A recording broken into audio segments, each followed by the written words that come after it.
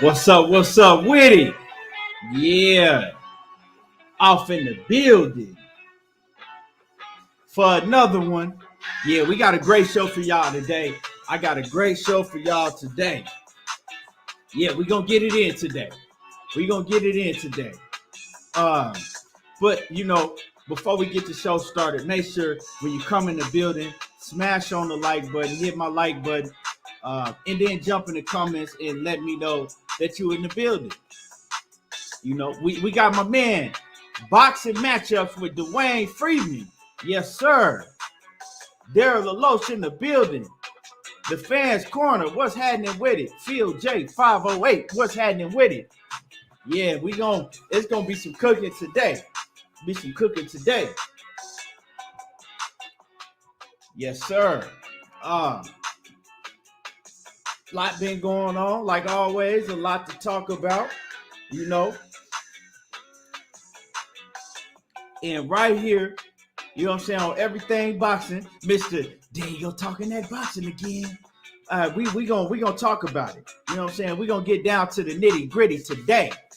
My man, Scotty White in the building. World Combat Sports. What's happening with it, Scotty? I seen you working this weekend, man. Good work this weekend, Scotty. Good work. G5 Gabe, what's happening with it? Salute. Yeah, we're going to cook today. And like I said, I'm going to drop the link later on, you know what I'm saying, a little bit. In the middle of the show, I'm going to drop the link for everybody so everybody can, you know what I'm saying, get their words in. And because on this topic that we're going to talk about, this been a long time coming. Right here, we're going to get down to the bottom of the truth. So, and I want to hear, everybody going to have their words and their opinion on this topic. And we're going to get down to it. Yeah. So like I said, when you come in the building, smash on the like button. Make sure that you hit my like button. A lot going on. You know what? I just realized this weekend we got Arthur Bitterbeef. What's happening with it, Coach? I realized this weekend we got Arthur Bitterbeef. He finna fight Marcus Brownie on Friday. I had forgot that was going down. That's going down on Friday, y'all. On Friday.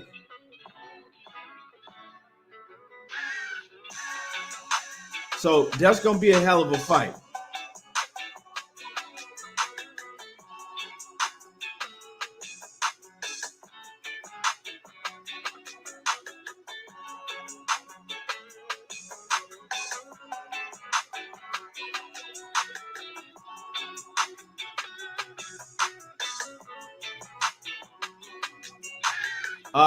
So we got a lot going on. You know what I'm saying? We got a lot going on that's coming up in boxing. And make sure that y'all go sub to my man G5 Gabe. My man Dwayne Freeman, he got his channel started up. I just subbed to his channel a little bit ago. Make sure that y'all go sub to my man Dwayne Freeman. Boxing matchups _ Dwayne Freeman. My man G5 Gabe, he over there cooking. You know what I'm saying? He doing his thing now. Back again. Make sure that y'all go sub to G5 Gabe. And make sure that y'all hit my like button. Like I said, hit my like button. Let's start off. This weekend, ESPN, they took time out. And what's happening with it, Smooth Groove? T Real 713. This weekend, ESPN, they went down the whole lightweight division. And, they talked about Gervonta Tank Davis. They talked about Tank Davis and, basically saying that they can't, Leonard Ellerbe, Tank Davis, and Floyd Mayweather, they can't continue to go around saying that Tank Davis is the best out here. You can't call yourself the best when you are not fighting none of these other guys, right? You're not fighting the top guys. You moving around and weight, and I've been saying this for a long time, and y'all was calling me a Tank Davis hater and everything and all of that. I don't care. You know what I'm saying? It is what it is. You can call me what you want to call me, but at the end of the day, I know what I want to see in boxing. And it seems like, I don't agree with a lot of the stuff that ESPN say on their platform. I don't agree with most of the shit that big head ass Tim Bradley say. I don't agree with shit that Bernardo Suna says or Mark Kriegel. You know what I'm saying? Andre Ward is my guy, but some of the things he be saying over there, I don't agree with. But one thing that I gotta agree with is the things that they were saying about Gervonta Tank Davis, right? Besides whatever ranking they put him in and that bullshit where they had put Devin Haney 5th on the list or wherever they put Devin Haney, that was some bullshit. But I'm saying, as far as them talking about Gervonta Tank Davis, right, and him not showing, right, him and his team not showing that they willing to fight these other guys, right?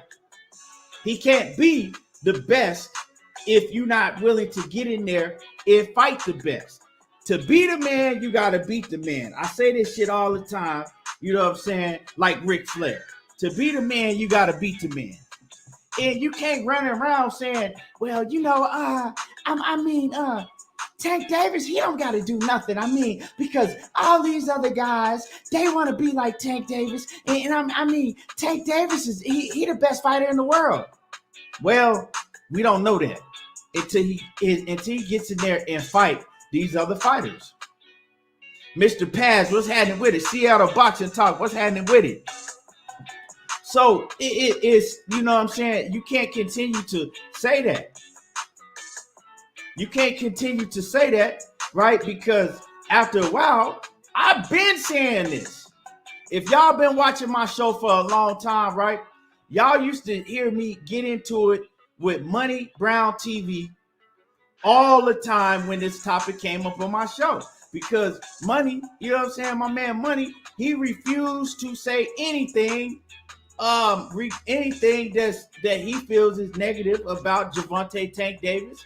And me and him will argue about this shit because I would get on Tank and Floyd and them for not putting Tank Davis in these fights. So we will get into, you know what I'm saying, heated debates. You know what I'm saying? Because I felt one way and he felt another way. But when it comes down to it, I agree with what ESPN was saying about Gervonta Tank Davis. You can't continue to put, you know what I'm saying,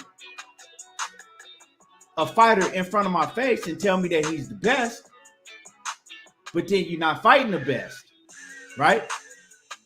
Or when you do fight somebody that, you know what I'm saying, you are supposed to run through. A lot of people say they're cherry picks or whatever. You have tough matchups. Now, am I saying he's not the best? I'm saying I don't know. You know what I'm saying? I'm saying I don't know.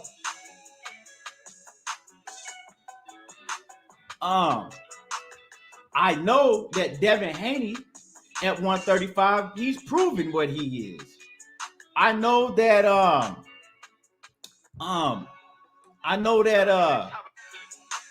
let me see. Teofimo Lopez at 135. Win, lose, or draw, he's proven what he is. I know that Lomachenko, time after time again, he's proven what he is. I know that, you know what I'm saying, let me see, who else am I missing? George Kambosos. He went in there and he fought, right? One of the best. He proved what he is.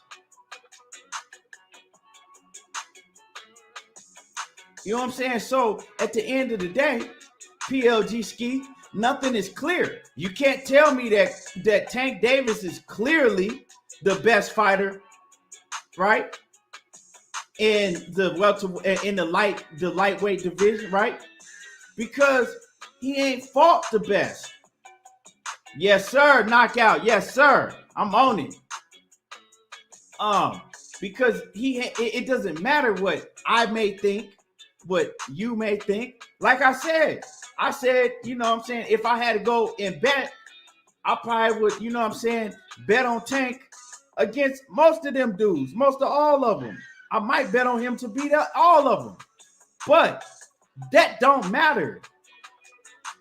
You got to prove it. Because then again, I can say, hey, well, shit, I think Devin Haney whoop on Isaac Cruz. Easy. I think that Teofimo Lopez will beat the shit out of Isaac Cruz. You know what I'm saying? We can say that, and then I can go back on my. So it doesn't. We got to get in there and see. We can't continue to put fighters on the pedestal and crown fighters that are not willing to get in there and fight the best. And a lot of this shit we blame on Leonard Ellerbe and Floyd Mayweather. And truthfully, we should, right? We should. PLG ski. We're not talking about shit that somebody in Gamboa that fought motherfucking Terrence Crawford 7 years ago and then just recently fought, you know what I'm saying, Gervonta Davis a couple, you know what I'm saying, a year or two ago. We ain't comparing that. Gamboa was not the same fighter at 40 years old that he was way back when he fought Terrence Crawford. So, see, this is the problem. This is the problem. And I fuck with PLG Ski. That's my guy. But it don't mean I'm gonna agree with the shit that he's saying right now because it's some bullshit. Right? You can't compare that win to when Terrence Crawford fought. You know what I'm saying? A Gamboa that had a torn Achilles, that was old, that was damn 40 years old, and couldn't even walk. I don't even know why you brought that up, but that doesn't, you know what I'm saying? You got to make this shit make sense to me. And the reason Tank is not acting like that. He is aggressively willing to get in there with these guys, right? He's not. When you hear Tank Davis talk, he says basically the same things that Floyd Mayweather and Leonard Ellerbe say. So I'm hearing people got a problem with what ESPN said about Tank Davis. But if you look around and you look in the division, you look around, what was wrong with what they said about Gervonta Tank Davis? I didn't have no problem with it because it's the truth. If we get a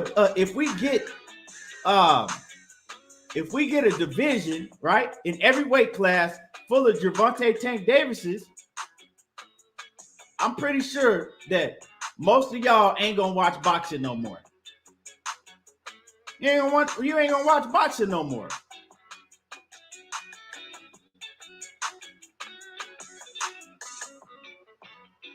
Look at the betting lines.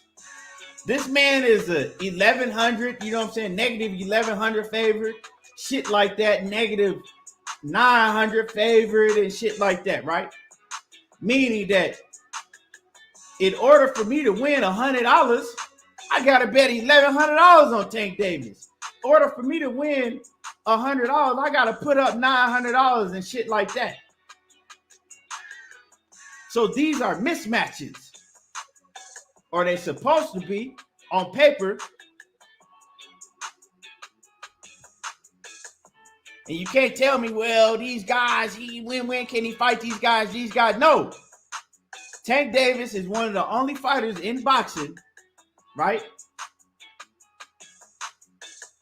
with his promoters' approval, has pretty much a free range to fight any of all these guys. All these dudes want to fight Tank. Ain't nobody duck Tank.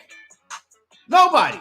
Ain't nobody. The only person you can say that duck Tank is Ryan Garcia, and that motherfucker duck everybody. He ducks everybody. You feel me? Ryan Garcia, he duck everybody. Other than that, ain't nobody ducking Tank. K Savoy, what's happening with it? Salute to you, man, in that super chat. I appreciate you coming through, showing love. Appreciate you. And my man, G5 Gabe, in the building. What's happening with it? I appreciate you, man. Much blessings to you, man. I appreciate you. And like I said, make sure that y'all go sub to G5 Gabe, right? So like I said, with the blessings of Leonard Big Nose Ellerbe, with the blessings of Floyd Big Head Ass Mayweather, Tank can pretty much, he got free reign to fight any of these guys because ain't nobody ducking Tank. All of them want to fight him, right? Just like Canelo. Everybody want to fight Canelo, even if they think they can beat him or not. All these guys want to fight Tank Davis if they think they can beat him or not. So at the end of the day, right, we know that Leonard Ellaby and Floyd Mayweather, they on some bullshit.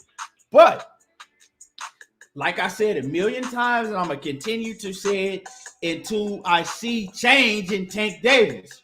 Tank Davis, when he gets in interviews, he has to come out and say, look, you know, I want to fight the rest of these guys. You know what I'm saying? It's time. I want to fight the best. But he don't say that. He say, you know, hey, you know, well, I just fight whoever my promoters put in front of me. You know, I don't have a problem with whoever I fight. You know, whoever they put in front of me is, you know, who I'm going to fight. Well, who you want to fight next, Tank? Well, you know what I'm saying? Whoever my promoter put in front of me. You know what I'm saying? I mean, you could call it a company guy. Is that what he is? Is that we just gonna call Tank Davis a company guy? Well, he's a company guy. Leave him alone. You know what I'm saying? Leave him alone. He's a company guy. And what's happening? Big Drew Titan, LLC, off in the building. And if y'all ain't subscribed to Drew Titan yet, get your mind right. Get your mind right. You know what I'm saying? You got to subscribe to my man Drew Titan. My man G5 Gabe, he got his link in the chat. Make sure that you smash on his link and go in boxing matchups. Dwayne Freeman, my man Dwayne, put your link in the chat so they could go sub to your page too. So, you know what I'm saying? Are we going to call him a company man? Because he says the same thing that they say. And it's like he's a puppet, right? Being controlled. They got the battery in his back. No, don't say that about Tank Davis. We love Tank Davis' story. I love Tank Davis' story. He came up from the mud. He came up from nothing. I love it. But at the end of the day, boxing ain't a nice sport. Not a nice sport, right? If you're an athlete, all athletes, right, they get criticism. They get praised. It goes hand in hand, criticism and praise. So we got to keep it all the way 100 around the board. You know, and the reason is because when you say that you're the best, when everybody around you is saying that you're the best, right? Well, that is up to you and the people around you to prove why they're saying these things. Why they're saying that you are the best. And it's like I said, it's like they have a battery in that man's back. Right? When he's sitting up at press conferences, when Tank Davis is getting ready to say some shit, that even if he ain't really getting ready to say some shit that's something that they don't want to hear, and I'm talking about Floyd Mayweather and Leonard Ellaby, mostly Floyd Mayweather when we go to the interviews, right? Tank Davis will get to talking, and Floyd will whisper in his ear. Tank Davis, he gonna shut up. Tank Davis will get to talking, and Floyd Mayweather will over talk him, and Floyd Mayweather and Tank Davis will sit back and he'll cut it out, right? We see throughout these interviews, Floyd Mayweather is the whole time in Tank Davis's ear. And Tank Davis nodding his head. All right. He's the fighter. Floyd ain't got to get in the ring and fight for him. He had his career already. Leonard ain't never got in the ring. He's a businessman. So I'm not cool with you sitting up there and being a yes man. We talk about yes man on this channel. Well, he's being a yes man. You see what I'm saying? They shut this man up, right? Every time he get ready to say something and they think like, okay, well, he might get ready to say some shit that we told him not to say. pull the battery out of his back, and the motherfucker act like Small Wonder. Now I know a lot of y'all don't have no idea what Small Wonder was, or you know what I'm saying, back in the day. But you know what I'm saying, my older cats in here, y'all know from the 90s in the 80s, you know what I'm saying, y'all know what Small Wonder was. You know what I'm saying? It was a robot girl. You thought she was human just like us, right? She was human, just did everything that, you know, that we do.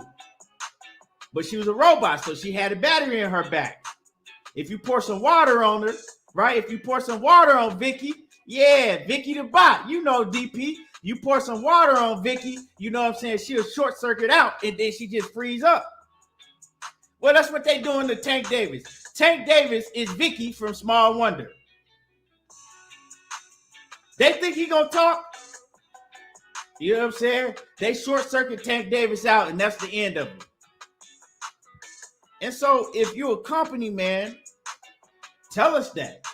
Just say, I'm a company man, but don't come out in the next sentence and say that I'm the best and I'm better than Devin Haney and I'm better than Teofimo Lopez and I'm better than George Kambosos and I'm better than whoever else, you know what I'm saying? I'm better than all of these guys.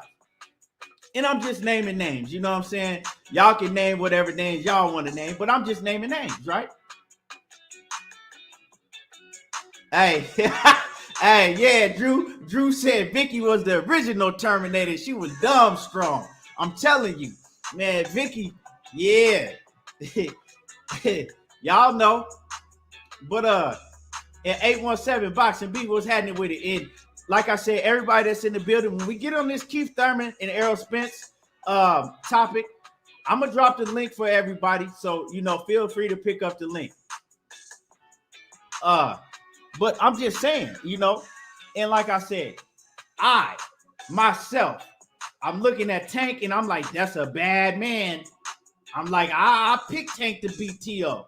Shit, I would pick Tank to beat George Kambosos. I pick Tank to beat, you know what I'm saying, knock out Ryan Garcia. I'm not even going to put Ryan Garcia in this conversation. You know what I'm saying? I ain't finna put his bitch ass off in the conversation until he showed me something. He in the same boat with Tank Davis. You know what I'm saying? Tank Davis he's worse than Tank Davis because at least Tank Davis going to his fights and he don't pull out of no fights. Motherfucking goddamn Ryan Garcia in the whole boat of he in the league of his own. You know what I'm saying? He over there with the bitches. And Tank Davis ain't a bitch, right? We see what Tank Davis is, but I could say all of this shit, right? But at the end of the day, it don't mean shit if you ain't willing to get out there. You feel me?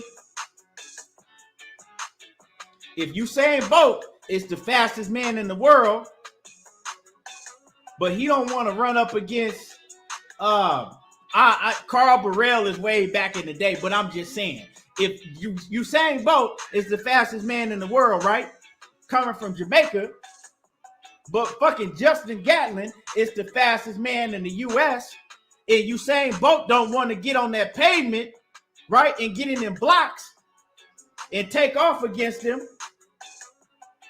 how can Usain Bolt call himself the fastest man in the world?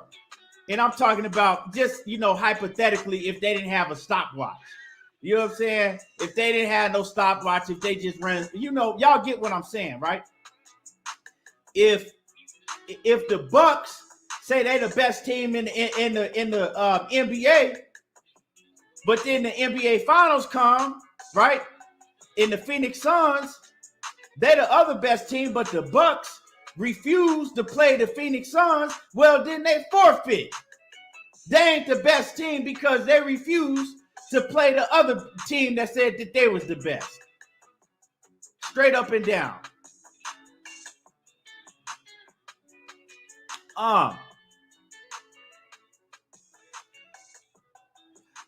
Yeah, my man Smooth Groove from that Oak Cliff, USA.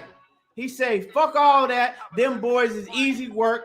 Yeah, he said, bullshit. Show us. He said, fuck all them boys is easy work bullshit. You got to show us. That's all I'm asking. You got to show us. Polo Sports Talk and Entertainment, salute.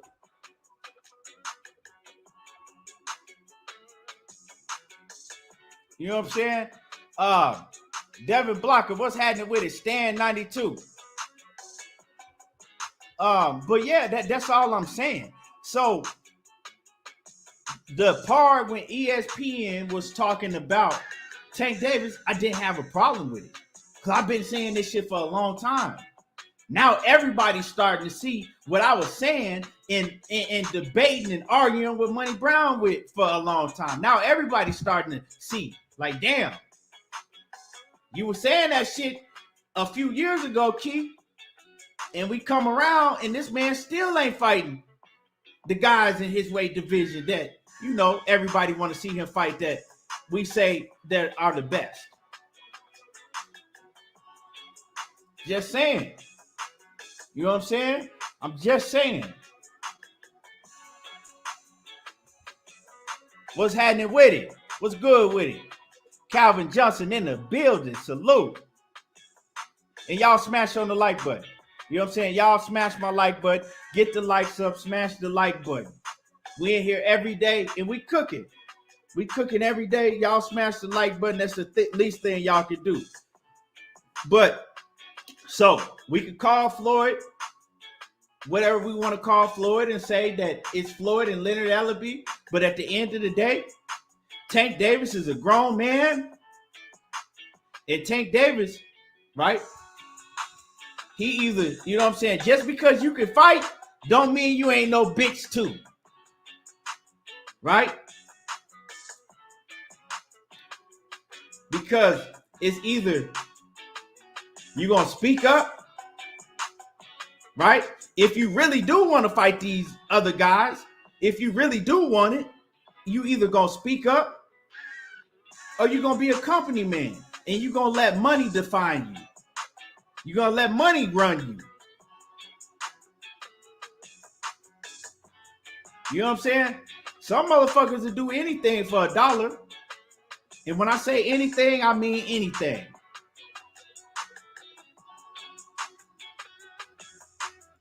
Shut up when I tell you to. That man's a grown man. Let me know any other fighter that refuses to say anything. Let me know any other fighter you see sit in the press conference and can't talk.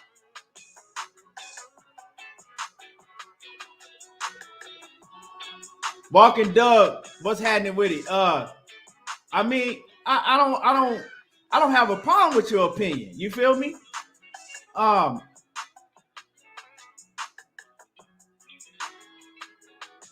go back and forth and I say the same thing myself. But my opinion and your opinion, it doesn't matter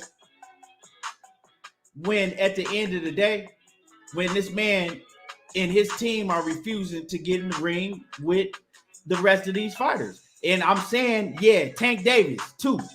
Because he don't get all, we're not just gonna put everything on Leonard and Floyd because he has a chance to talk, and when he talks, he say the same shit they do. But you know, that's my take on that. That's my take on that. Y'all hit my like button. So I just want to address that because I've been hearing a lot of people got a problem with what ESPN said. Some people feeling what they said. Mr. Paz, what's happening with it?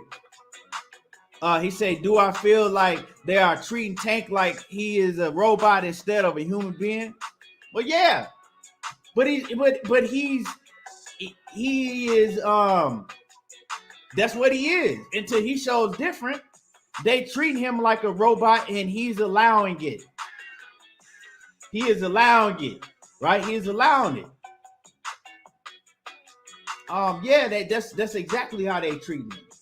You know what I'm saying? I mean, what else do you call it? Like I said, some people might call it a company man. Some people might call him a yes man. I call it like I see it. Call it like I see it.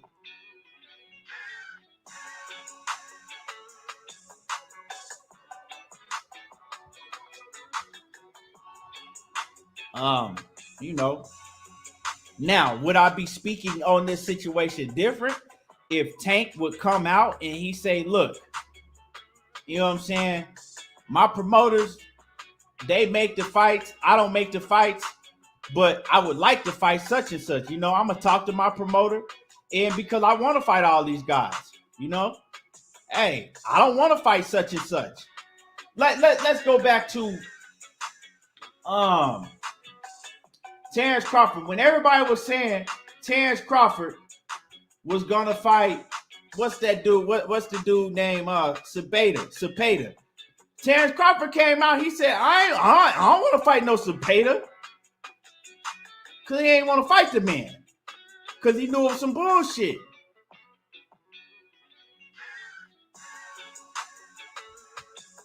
Even if Tank Davis thinks differently inside of his mind, I can't speak for him. You can't speak for him. We cannot speak for him. He has to man up and speak for himself. And let them know. You ain't gonna put you're not gonna put $100 in front of my face and then fuck me in my ass. Because that's what it's looking like. Yeah, if you give me the right amount of money, I'll let you fuck me in my ass. Like I said, some niggas will do anything for money. And when I say anything, I mean anything. Y'all can take that how you want to. Leon Robinson, what's happening with it?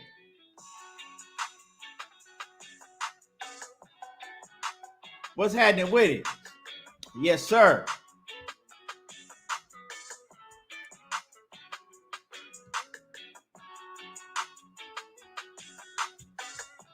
But, at the end of the day, at least he getting paid. At least he getting paid. I guess that's what we'll say. Well, at least he getting paid. He don't get to talk in his motherfucking press conferences, but at least he get paid. He don't get to say what he really want to say, what's on his mind, but at least he gets paid. So it is what it is. You know what I'm saying? Y'all can chalk that up how you want to chalk it up. You know what I'm saying? But it is what it is at the end of the day.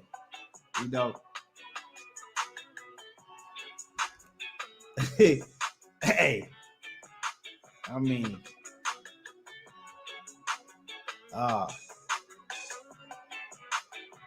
so anyway, y'all hit my like button. Y'all hit my like button. Y'all smash the like button. Smash on my like button, and we gonna, you know what I'm saying? We gonna get the cooking. My man Devin Blocker in that super chat. Salute to my man Devin Blocker. He said everything boxing dropping that volcano heat. Now smash on this brother's like button. Man, I appreciate you coming in showing love.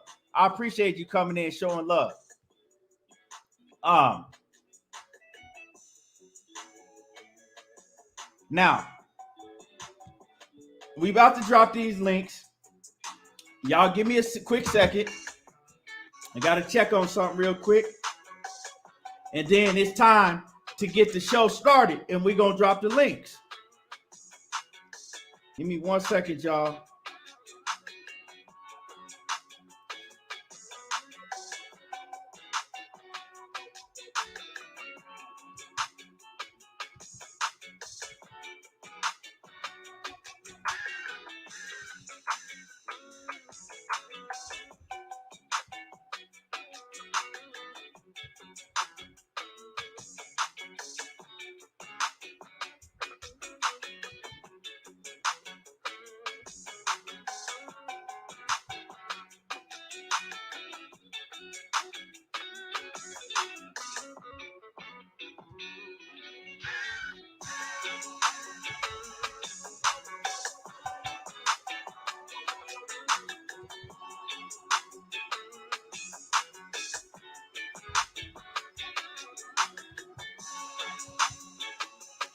All right, I'm back.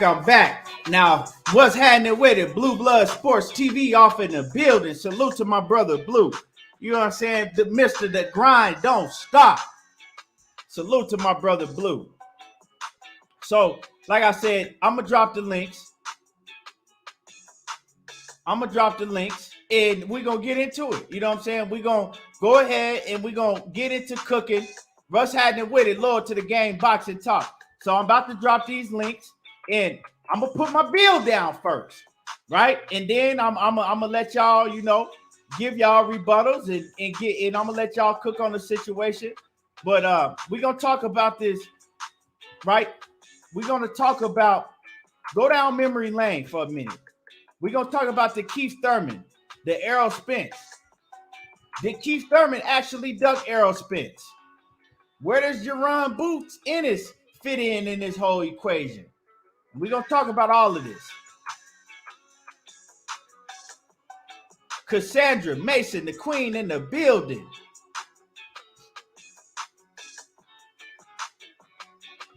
So yeah, now the links are in the chat if you want a link, because it's gonna be some cooking today. If you want a link, grab the link, and we're gonna get to cooking.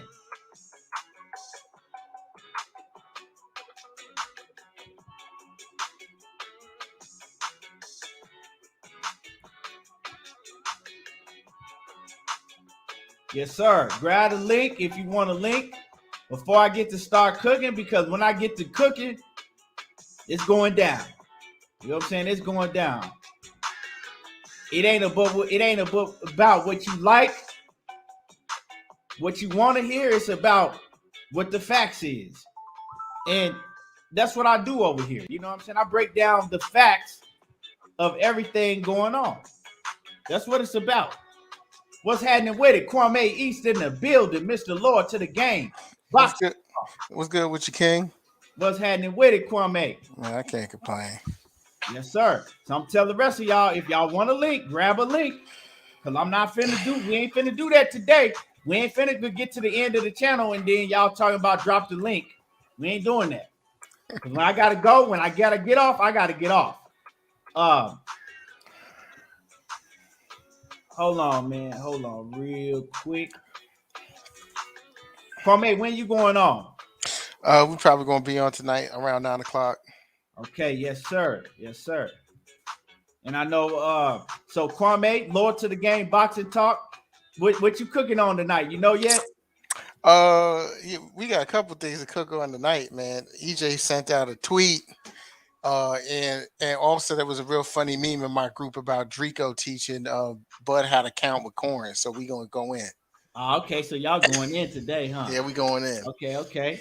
Yes, sir. What was that tweet? What'd he say? Shit, I got you, 817. I got you right now. Hold on, What'd he say? 817. If you want to jump on the panel, you know what I'm saying? The shit. 817. His nickname is the shit starter. 817. If you want to jump on the panel, hold on. 817, the shit starter. Let me get you your wrench. Hold on. Hold up. Let me see if let me hold up 1 second. What's happening with it, Coach? What's happening, brother? I see you repping today. I see you big repping today. Yeah. I want to close my closet real quick. Let me see if y'all could. I don't know if y'all could see this. Hold up. I can't see it. What is it like? You can't see it. It's the glare in the camera. Damn, yeah, it's EJ. He said talking all that shit on social media, but won't answer your phone and put up a bunch of red flags. Ooh, shit. We know who he talking about. Oh, wow. Damn. Ooh, shit. We know who we talking about. Uh-oh. Somebody bluff getting called. Yeah. Oh, wow. Yeah, man. It's crazy because I was watching Trill, and I had said the same thing before he said it. Like the easiest thing for Bud, I'm talking about Bud, to have done is once he got out of his Top Rank situation, he said what he said was do what Canelo did and just go to the PBC and negotiate. Like if you ain't, to me, it's like, bro, if you're not capping or clout chasing on social media, the same way he was in the ocean doing all that shit, he could have been like, I'm hopping on a plane to go to the PBC office or something. You know what I'm saying? Or something to that nature. So I don't understand why homeboy doing all of that shit. Like, why you calling for Mandos and all of that? Like, do what Canelo did. Just go check, Go talk. Go see. I'm pretty sure Al is going to take a beating with Terrence Crawford. I'm pretty sure, or his representatives or whoever. Al can't beat it at that time. They're gonna make time for that because that's a huge fight. You know what I'm saying? That's a huge fight where PBC will get all of the revenue off of the fight. You know what I'm saying? So I just look at it as a bunch of clout chasing, but Right. you know, it is what it is. They gonna fight. They gonna fight. They working on the fight. You know what I'm saying? I believe that. The teams behind the scenes, they gonna fight. You know. I believe it. Man, let's get into this. I want to get into this situation. You know what I'm saying? Go back down memory lane and let's get into this situation with Keith Thurman and Errol Spence, right? Mm-hmm. Because for years, you know, Keith Thurman basically, you know, I mean, part of his reputation getting fucked up, right? Because Keith Thurman, he had a good name in the sport. Keith Thurman, for a while, he was looked at as somebody that was wanting all the smoke. He was willing to fight everybody. And then when this Errol Spence shit came about, hey, you know what I'm saying? Hey, Keith Thurman, people didn't like Keith Thurman no more. His fans turned on him. The media turned on him. Wasn't nobody fucking with Keith Thurman no more, right? When the whole thing with him ducking Errol Spence, you know, and you know, videos was made, the media was, you know, and then when he met up with Errol Spence, he wasn't looking like that, you know, he was looking too nice, and it was a lot of shit going on, right? And so it was, the story came out like, hey, and people been saying this for years. Keith Thurman ducked Errol Spence. That's just what it is. And y'all smash on my like button. Y'all smash my like button. Because I see they not sending out all of my notifications, you know, today. But y'all smash my like button. And what's happening with it, 503 in the building? Salute. Keon. Who's that? That's Coach over there? Yes, Yeah, what's happening? What's up with it, Coach? My boy Kwame. What's going on? 503. Chilling, man. So yeah, I'm just giving a rundown of, you know, taking us back on memory lane, and then I'm gonna put down my bill. So, you know, everybody was saying, you know, Keith Thurman ducked. He ducked. He ducked Errol Spence. You know what I'm saying? He could have fought Errol Spence, and he ducked Errol Spence. And Keith Thurman is a duck. Errol Spence say, I ain't fighting Keith Thurman because he ducked me, right? And so when you look at it on the outside surface, it kind of looked like, damn. You know, I was saying that shit for a minute, man. Keith Thurman ducked Errol Spence. He ducking, right? We was making memes and shit. You know what I'm saying? We was making memes and all of that. So this is the thing, right? Because the question is this: Keith Thurman ever duck, or was that a narrative, right? A false narrative that people just took and ran with? And once it hit one person, got to another, and then that was the narrative out. And that was a fact. But was it actually a fact? Did he actually duck Errol Spence? And so this is what I say. Keith Thurman never ducked Errol Spence. He never ducked Errol Spence. And I'm going to tell y'all why he never ducked Errol Spence. That was a narrative that was put out. But when you do your research and you do your homework, it's easy to see that Keith Thurman never ducked Errol Spence. And I'm gonna break it down for y'all, right? Keith Thurman, right? He was before Errol Spence, right? He got his name and he got his buzz before Errol Spence. He had a name one time. You know what I'm saying? Keith Thurman, he came before Errol Spence. When Errol Spence came in the game, Keith Thurman was already building his name up. He already had a name. He was fighting on HBO. You know what I'm saying? Keith Thurman, people was talking about Keith Thurman. You know, Errol Spence came in the game and he came in, you know what I'm saying? Running them 100 miles an hour. Now, when everybody was, you know what I'm saying, when they first started calling for Keith Thurman and Errol Spence, right? This is in, you know, let's say 2016, right? When Errol Spence, let's go to 2016, right?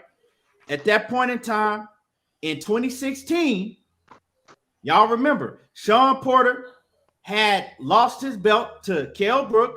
Sean Porter had a name. Had already been a champion. He had been the IBF champion. He had defended his championship belt a couple times. And then he lost his belt to Kell Brook. Sean Porter had a name in the welterweight division, and Keith Thurman had a name, right? Keith Thurman and Sean Porter fought for the WBA strap in 2016. Matter of fact, that was in June of 2016. Keith Thurman and Sean Porter fought for the WBA strap. Bam. Okay, listen to what I'm saying. Keith Thurman gets the WBA strap, right? I think the title was vacant. Everybody remember that Keith Thurman and Sean Porter fight. Classic fight, right? I got you knockout. Got you knockout. So everybody remember when Keith Thurman and Sean Porter fought. They were the two big names in the welterweight division besides, and at that time, Mayweather had retired besides Manny Pacquiao. They were the big names in the welterweight division, Keith Thurman and Sean Porter. They fought each other. Keith Thurman beat Sean Porter. He becomes the IBF champion. The WBA champion, right? 2 months later, Errol Spence has his big step-up fight. He has his first step-up fight 2 months later, right? When Errol Spence went and fought Chris Algieri, and that was like what? I think it was June, July, probably like around August of 2016. It was 2 months later from when Keith Thurman and Sean Porter fought, right? So Errol Spence now, he's just finally getting a step-up fight. Keith Thurman had already been in a big title fight with Sean Porter. Now Errol Spence is coming up. He gets a step-up fight, right? He stops Chris Algieri. This is right after Sean Porter and Keith Thurman fight, right? He stops Chris Algieri. Bam. Now Errol Spence, now everybody talking about they want to see Errol Spence and Keith Thurman fight, right? Errol Spence and Keith Thurman. That's what everybody want to see. But at the same time, right? Because we already at the end of 2016, right? We come into 2017. Danny Garcia and Keith Thurman, they both got belts. Keith Thurman is the WBA champion and Danny Garcia is the WBC champion, right? Now, at this point in time, Keith Thurman, he can choose to say, nah, you know what?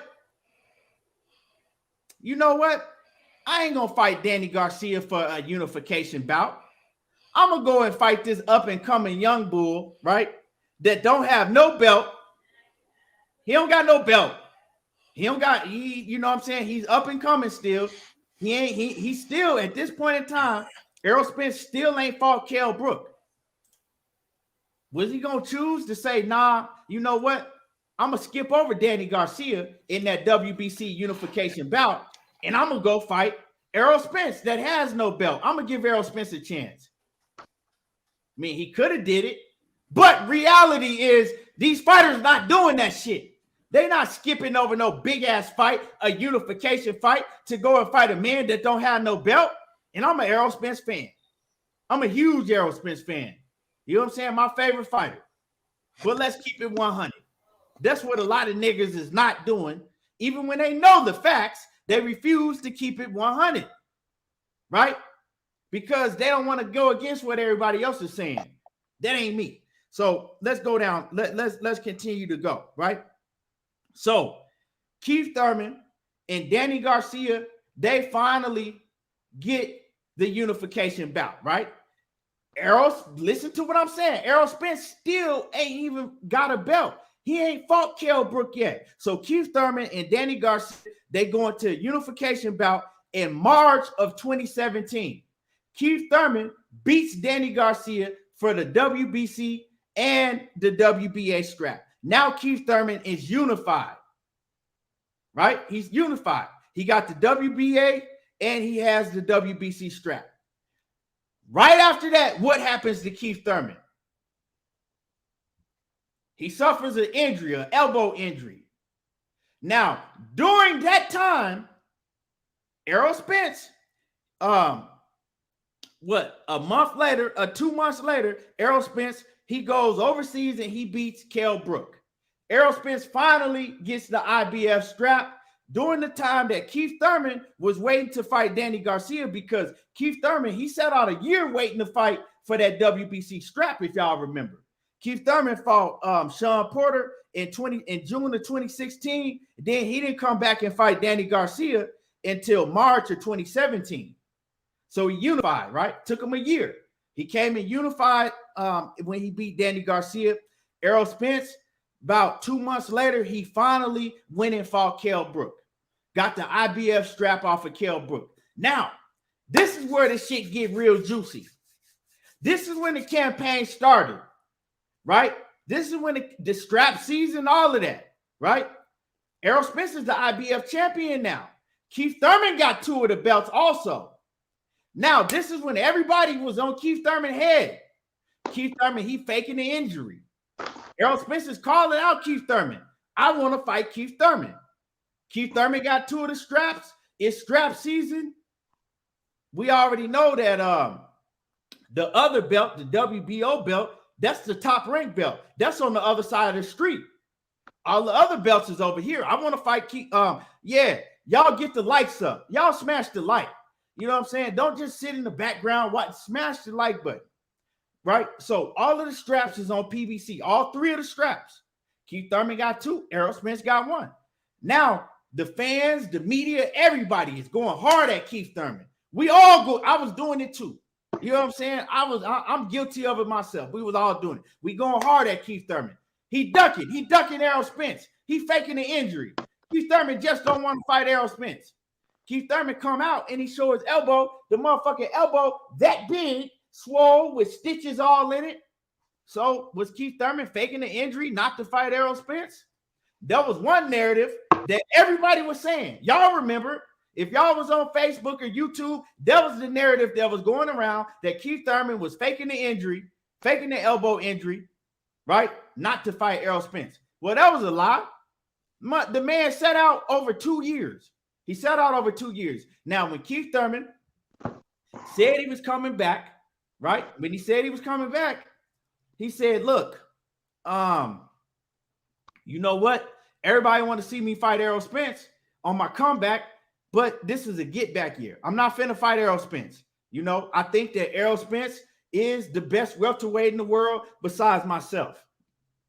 I ain't, you know what I'm saying? I'm gonna give him that respect, and I'm not gonna jump right in the ring with Errol Spence. It's a get back year. That's what he said. Nobody on this panel and nobody in this chat can call me no liar, because that's what the man said. He said, hey, it's a get back year. I'm not going to fight Errol Spence coming off a get back, right? I can't fight him. So yeah, but you missing a whole big portion of that story, bro. Yes, you is. I listen. I ain't missing. What am I missing? 503. What am I missing? Listen, bro. I love you like a big brother. This your platform. I ain't trying to cut you off or be disrespectful or anything like that, bro. You know what I'm saying? But you missing the part where Keith Thurman went on live TV and told Errol Spence to his face that I'm not fighting you. My belly is full. You the young and up and hungry lion.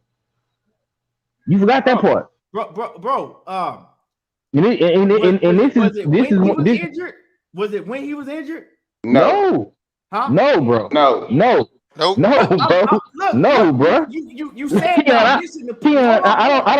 I don't know what you talking about today, dude. You got me confused. I'm be real. Hold on. You saying I'm missing the point? I just broke it down to you. I said, was Keith Thurman gonna skip over Sean Porter that Sean Porter title fight? And was he gonna skip over a unification fight with Danny Garcia to fight Errol Spence that had no belt?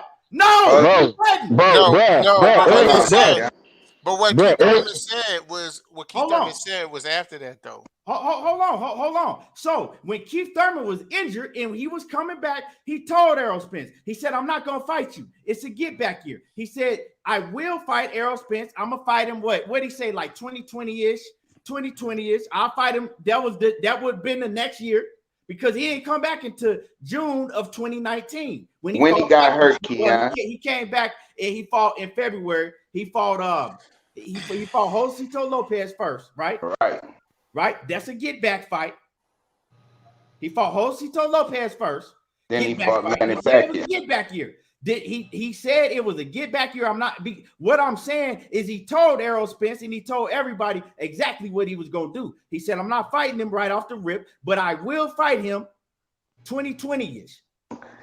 He said, I will fight him 20, but I'm not fighting him next. So he fought Josito Lopez.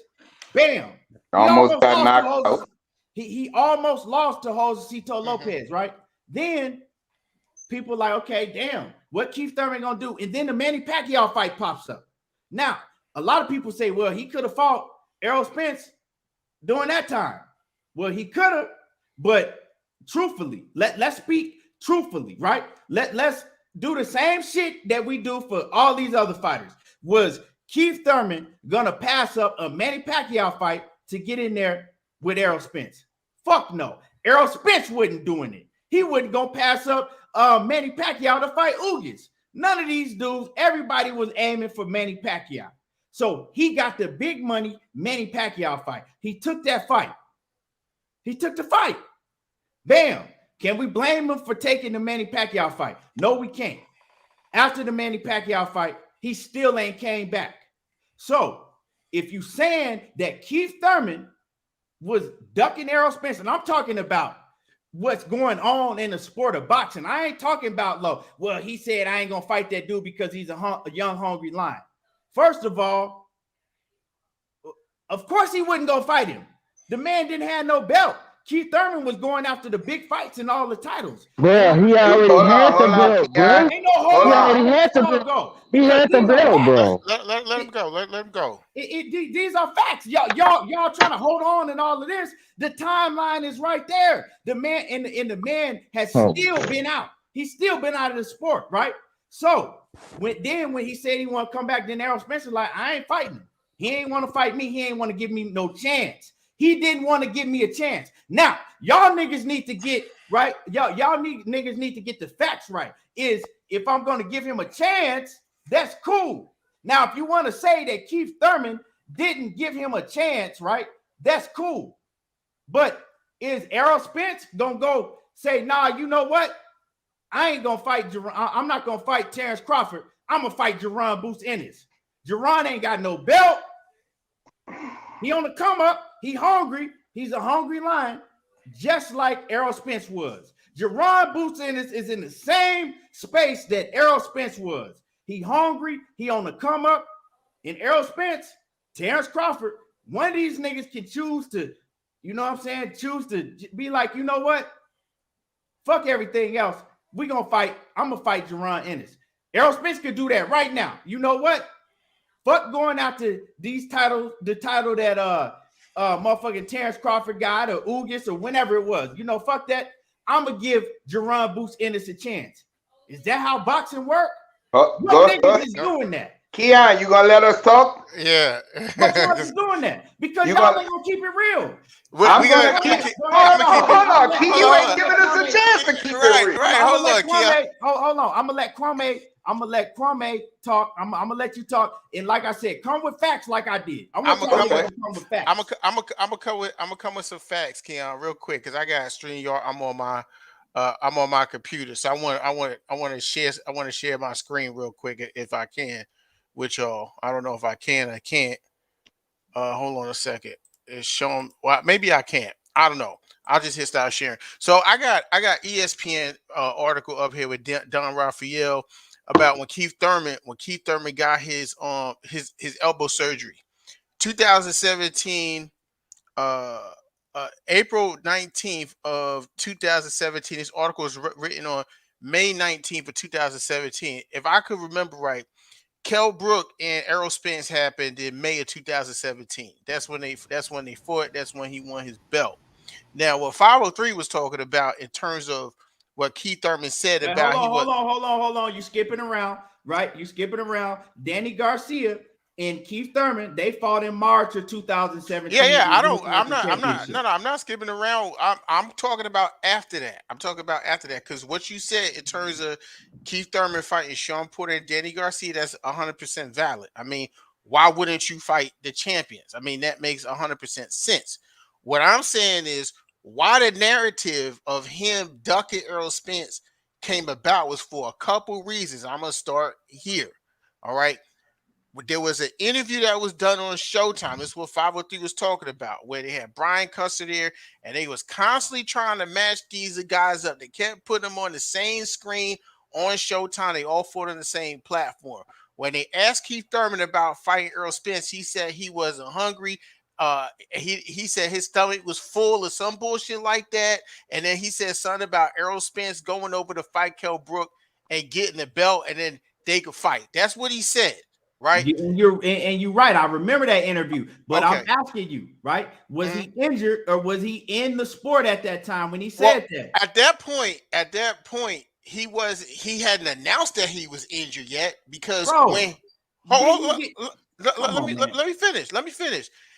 When he did the interview on Showtime, he was not injured. He did not mention that he was injured. How was he not injured when he was injured in the Danny Garcia fight? Yeah, but listen to what I'm saying, Keon. I'm not saying, I can't tell if that man was injured or not injured. I believe him if he said he was injured in the Danny Garcia fight and he had surgery. What I'm saying is this: Errol Spence had a fight about 2 weeks after that interview. He never brought up any type of injury or said he needed time or anything like that. What he said, once Earl go over there and get the belt, then they could probably set something up and make it happen. Now, but Kwame, right? You saying, well, I don't know if he was injured, and so what did the man sit out 2 years for if you didn't know if he was injured? Listen.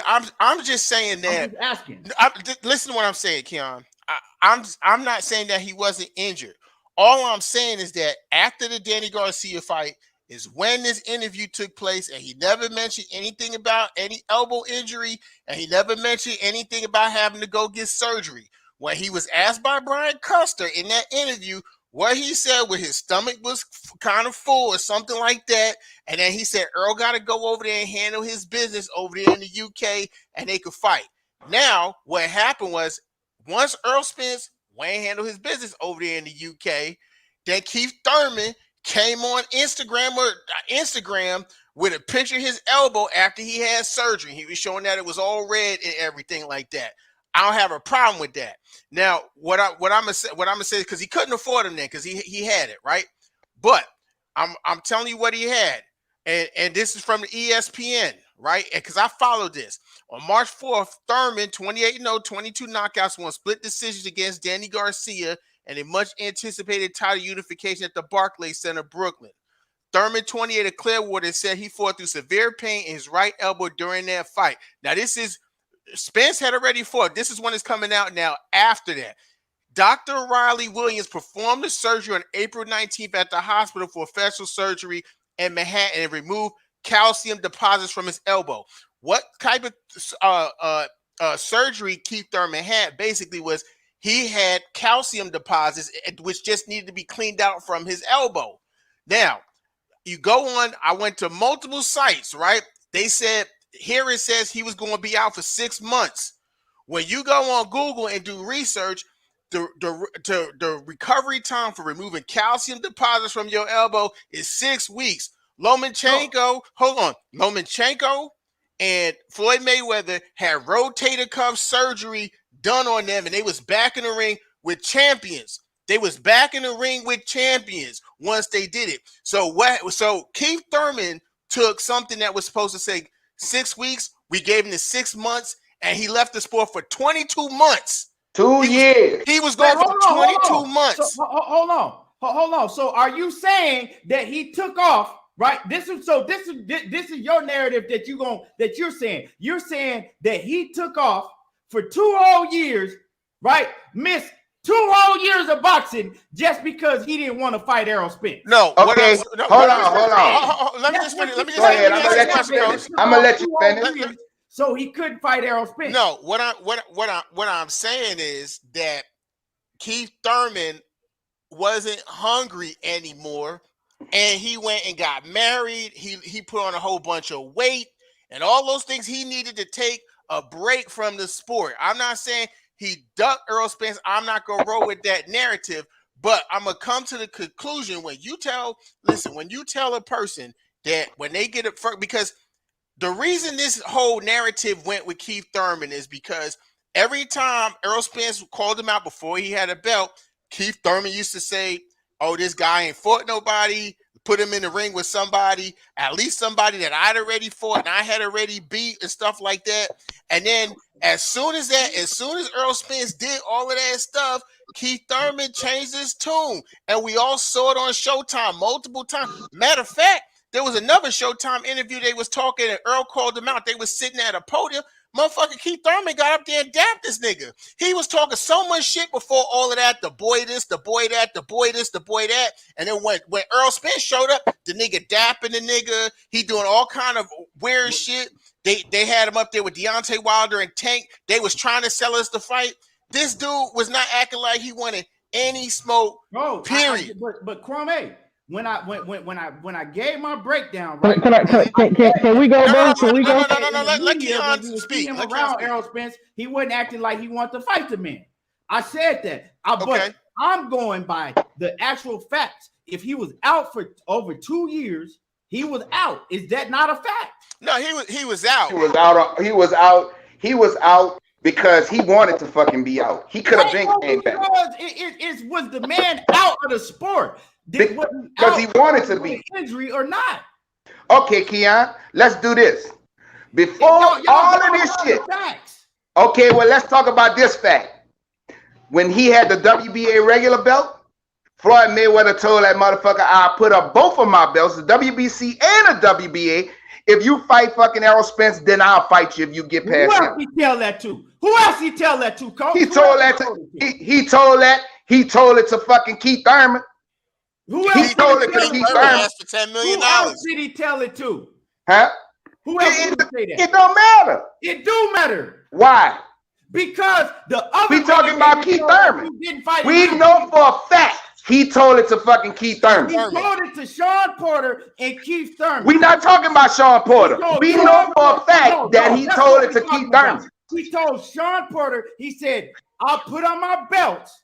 Sean Porter and Keith Thurman, I'll put on my belts. Y'all go fight each other, right? And then the winner can fight me." That's what he said. This shit in 2000. Hold on. When Errol Spence and Floyd Mayweather was standing outside doing the interview, when Errol Spence and Floyd Mayweather was standing outside doing the interview, Floyd Mayweather 15. But regardless, he ducked him. Regardless, nothing. He ducked nothing. Errol Spence was just on the come up. He ain't let nobody know who he was really then. I don't care. Somebody telling you he gonna give you both of the fucking top belts. Because the top belt. Do it. No. The thing is, if you're gonna do it for one, you got to do it for all of them. He told that to Sean Porter too, and they both refused it. Well, don't talk about half of the story. Well, I believe Sean Porter. But we could care less about what Sean Porter, because Sean Porter ended up fighting Errol Spence. Sean Porter wasn't out of the sport for 2.5 years. Hold on, Keon. He was in fucking Thailand or wherever his wife is from. He out there boxing. He out there boxing and throwing punches and all of this shit. Like I said, the man was not in boxing. He wasn't in the sport. Yeah, Keon, we understand that he wasn't in the sport. What we saying is, leading up to him not being into the sport, there was things that he said, and then he backed away from what he said.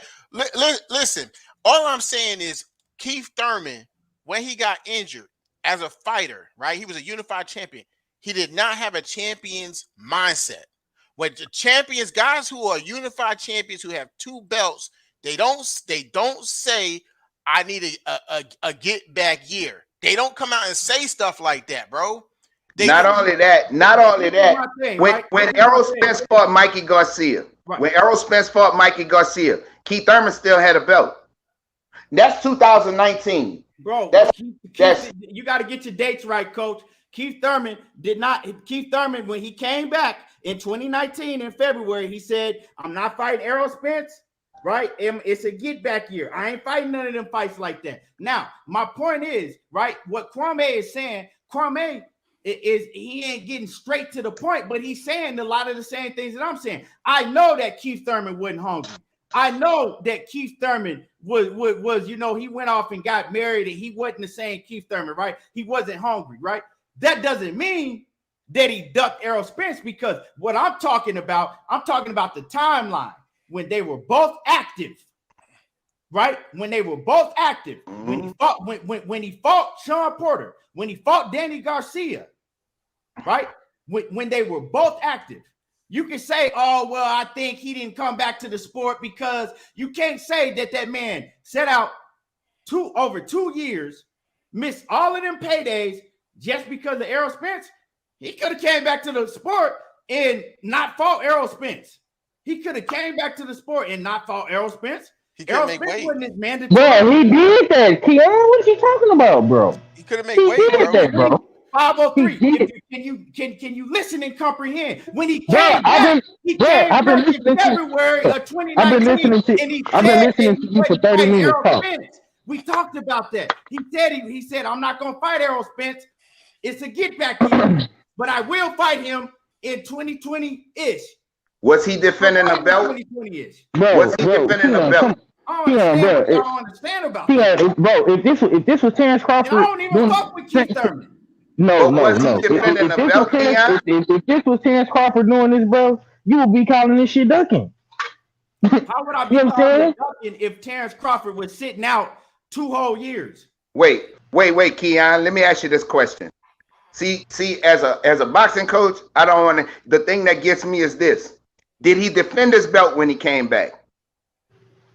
Yeah. He did. He lost it. He defended his belt, right? No. He didn't lose it. Right. He fought Josecito. Right. So he was in the ring throwing punches and fighting. Correct? So did you want to see him get back in the ring? Right? Errol did it. Errol did it. Errol got in a fucking massive car accident and came back and fought a fucking fighter. Errol Spence. That's what y'all don't understand. That Errol did. Everybody's not Errol. Everybody ain't built like Errol Spence. He could have had a unification bout. But see, what y'all not understanding is the man told you. He said, I'm not fighting. That's what I'm trying to tell y'all. He said, I'm not fighting him.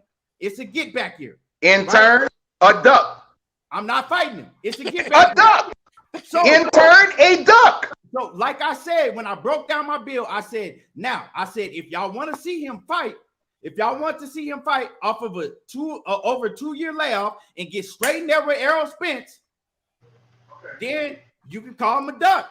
But who else is doing that besides Errol Spence? Nobody else been going through that, but it's still a duck.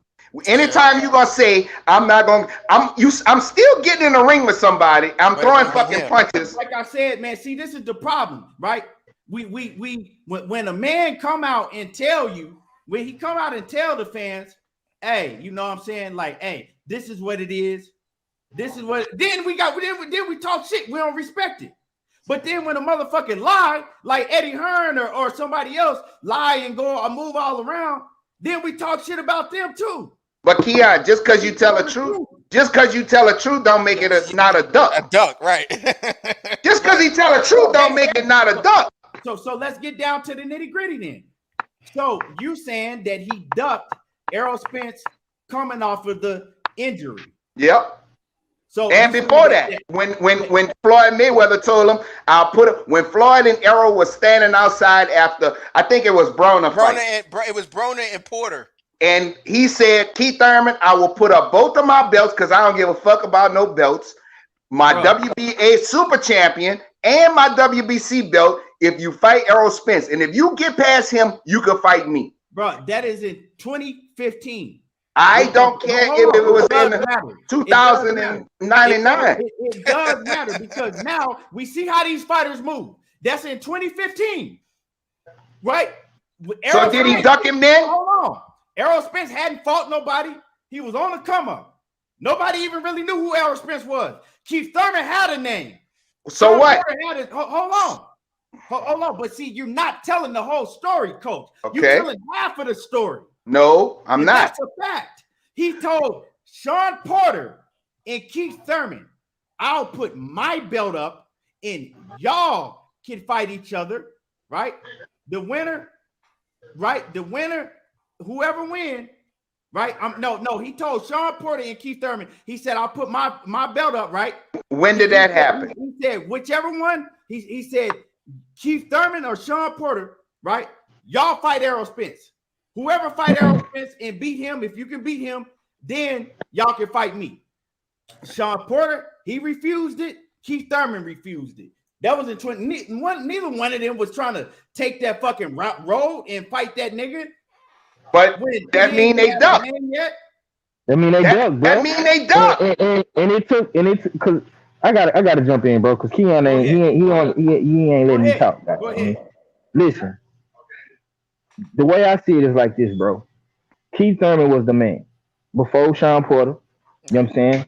Before all these other guys, Keith Thurman was the man. You know what I'm saying? He was supposed to be in line to fight Floyd. I give you that. He fought Danny. He fought Sean. He did all that good shit, bro. But in the meantime, between the time, bro, he was not trying to fight Errol Spence for whatever reason. See what I'm saying? Not only did he deny Floyd Mayweather's request to fight the young lion, he said it to Errol Spence's face on multiple occasions. On Showtime, he said it. Then when they did the PBC rollout, he was on the motherfucking stage. He was on the camera with the Asian chick.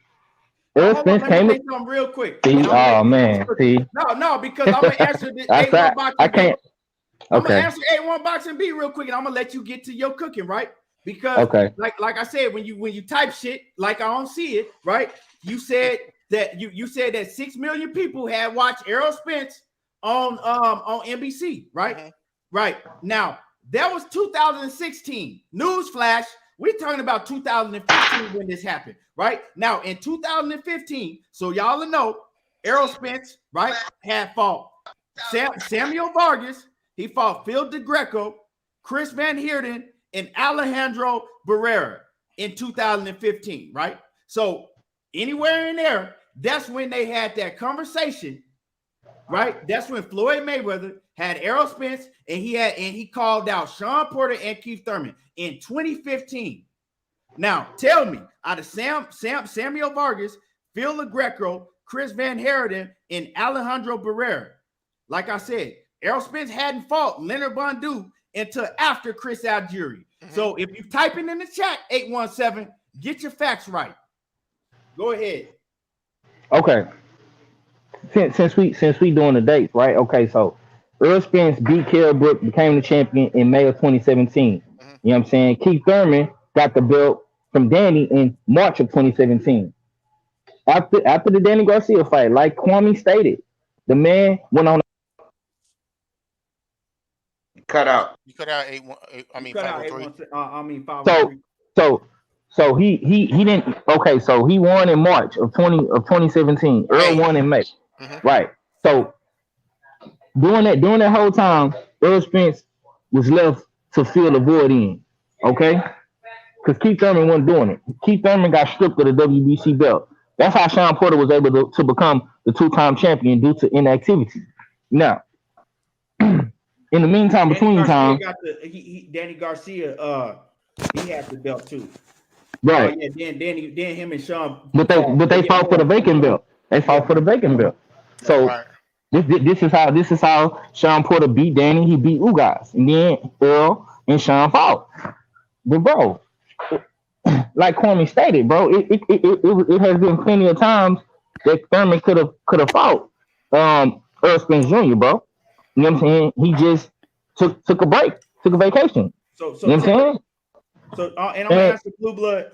My bad. I'm gonna answer Blue Blood. My man Blue Blood. He said, but the point is they both saw a threat in Errol Spence. If Floyd said that about somebody, he said that they like their chances against, they'd take the offer. And I agree with you, Blue Blood, 150%. Matter of fact, I agree with you 5,000%. Right. But what I was saying is that they're saying one thing for Keith Thurman, but they ain't put Sean Porter in the equation. He gave Sean Porter came back and fought him, bro. When Keith Thurman years later, it don't matter, bro. He still fought him. Yeah, but the title of your live stream ain't about Sean Porter. It's about Keith Thurman. Hold on, and so if you're gonna say that, right? And this is my point. If you're gonna say that, because y'all gotta say that, okay, well, Errol Spence, he ducking Jaron Boots Ennis now, which is a fucking lie, but that's a lie that Keith Thurman, because it's the same thing now. If Errol Spence called out about Jaron Boots Ennis and he ain't fighting Jaron, it's the same situation. Wait. Truth be told, hold on, Kwame, hold on. Truth be told, Big Bo, and you know this for a fact, bro. Then none of them niggas want to fight Errol Spence. We can say the same thing about Jaron Boots Ennis. Now the only person, the only person that even acknowledged Was Earl. Jaron Boots Ennis was fucking Errol Spence when he got on the FaceTime with Yellow Beezy, Gilly the King, and Wallow. That's it, bro. But you know what I'm saying? But is he gonna go fight that man?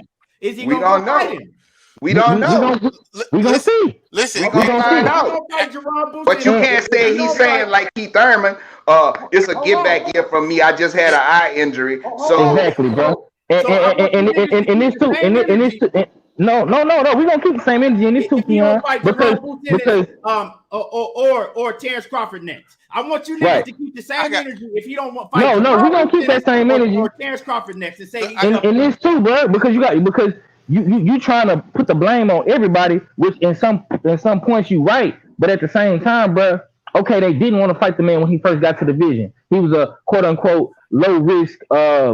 You know what I'm saying? Low high risk or whatever. Right? Cool. So boom, the man go out there, he win a belt, he come back, fight Lamont Peterson, fight Ocampo, the Cowboys get behind him, fight Mikey. Now he a fucking superstar. Now these dudes is lining up to fight him.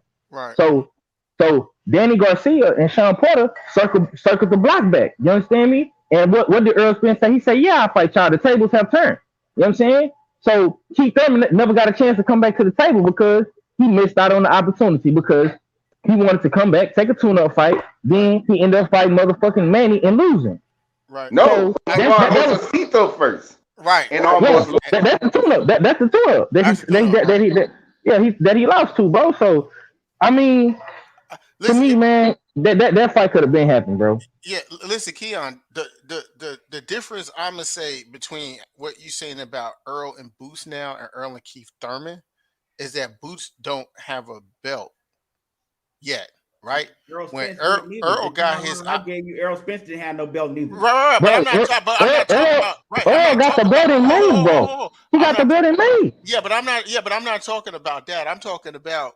Once Keith Thurman came back and decided that he's going to fight Josecito Lopez and Manny Pacquiao, and I can't knock him. You know, Manny's a payday. I can't knock him on that. But like, all I'm saying is that Earl had a belt at that time, and he admitted and said that he wasn't. If you say that as a champion, right? Man, Earl, shut the fuck up. Ain't nobody said that Earl was ducking Boots.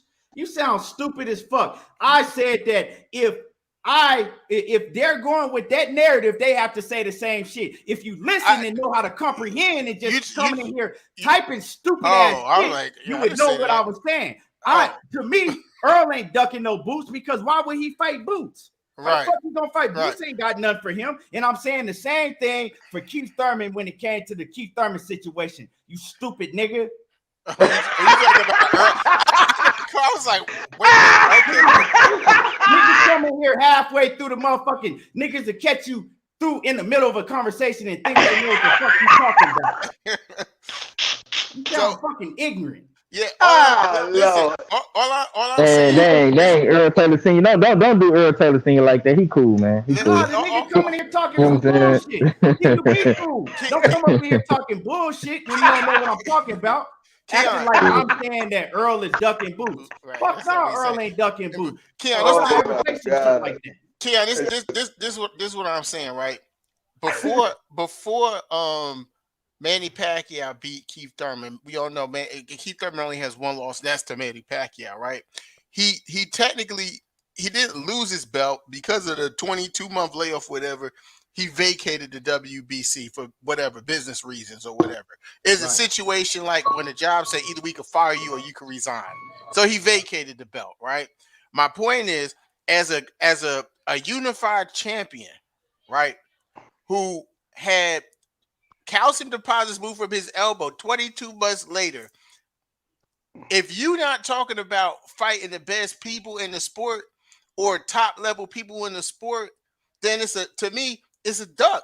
Because even right now, people are expecting Errol Spence to either get in the ring with Terrence Crawford or get in the ring with Boots Ennis. This is what people talk about right now. They want to see those, or even an undefeated fighter in Virgil Ortiz. They talking about that. You and I both know that calcium deposits removed from your elbow is not on the same level as having a torn retina in boxing. Well, bro, you got to make it make sense, because see, everybody just rolling with the shit because that's the narrative that they ran with. I ran with the same narrative for a long time until I went and I looked at the timelines and I looked at the whole ordeal, and I'm like, man, he actually was you know what I'm saying? We can't really say he was ducking, because he came back, right? Before he came back, he said it's a get back year. I'm not fighting That's Errol. Still a duck, though. That's a That's duck. duck talk, bro. That's duck talk. That's duck talk. And Keon, real quick, I'm gonna say this. Even on the PBC rollout, you know what I'm saying? That was in November 2019. Errol Spence was a champion, and Keith Thurman still had both belts. Errol Spence walked up to this nigga and said, "Bro, you ain't gonna fight me. All you gonna do is fake another injury and walk smooth up off that boy." Right? Come on, that man. Don't mean nothing. He That said what? That don't mean nothing. Because Errol Spence said you ain't gonna fight me. Listen, I mean, Keon, the man. Hold on. Can I hop in? I've been pretty quiet. Can I say something? I just want to bring a question, and I don't really have much to say. Here's my thing with the whole situation. So Keith Thurman fights Danny Garcia on March 4th, 2017, and then he goes to have surgery in April of the same year because of his elbow. My question is, what professional high profile athlete do y'all know that's injured and wait a whole month to have surgery? Who do that? They usually get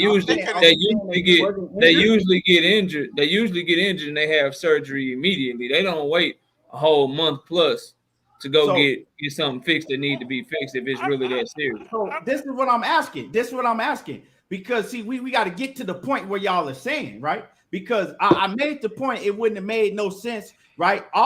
Leading all the way up to before Errol Spence got his belt, right? After Keith Thurman unified with Danny Garcia, right? 2 months later, Errol Spence goes and finally fights Kell Brook and gets his IBF title, right? So before that, right, we can't really say that, he was just flat out ducking, because it really made no sense for him to fight Errol Spence at that point. You know what I'm saying? And pass up big fight with Sean Porter, pass up a big fight with Danny Garcia for unification, right? So bam, after that. So now are y'all trying to say that he missed out on millions and millions of dollars, set out the sport for 2 years, just because Errol Spence, one man?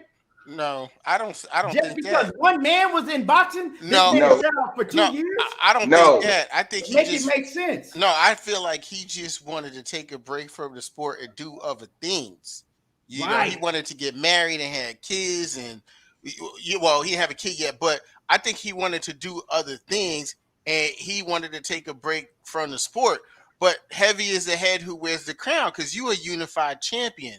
And that's why PBC is shitting on him now, because he held up the welterweight division for so long, and the facts were, again, that the surgery that he had didn't require 22 months. I'm not in that man's body or anything like that, but the surgery did. So for me, it was like the surgery didn't require 22 months.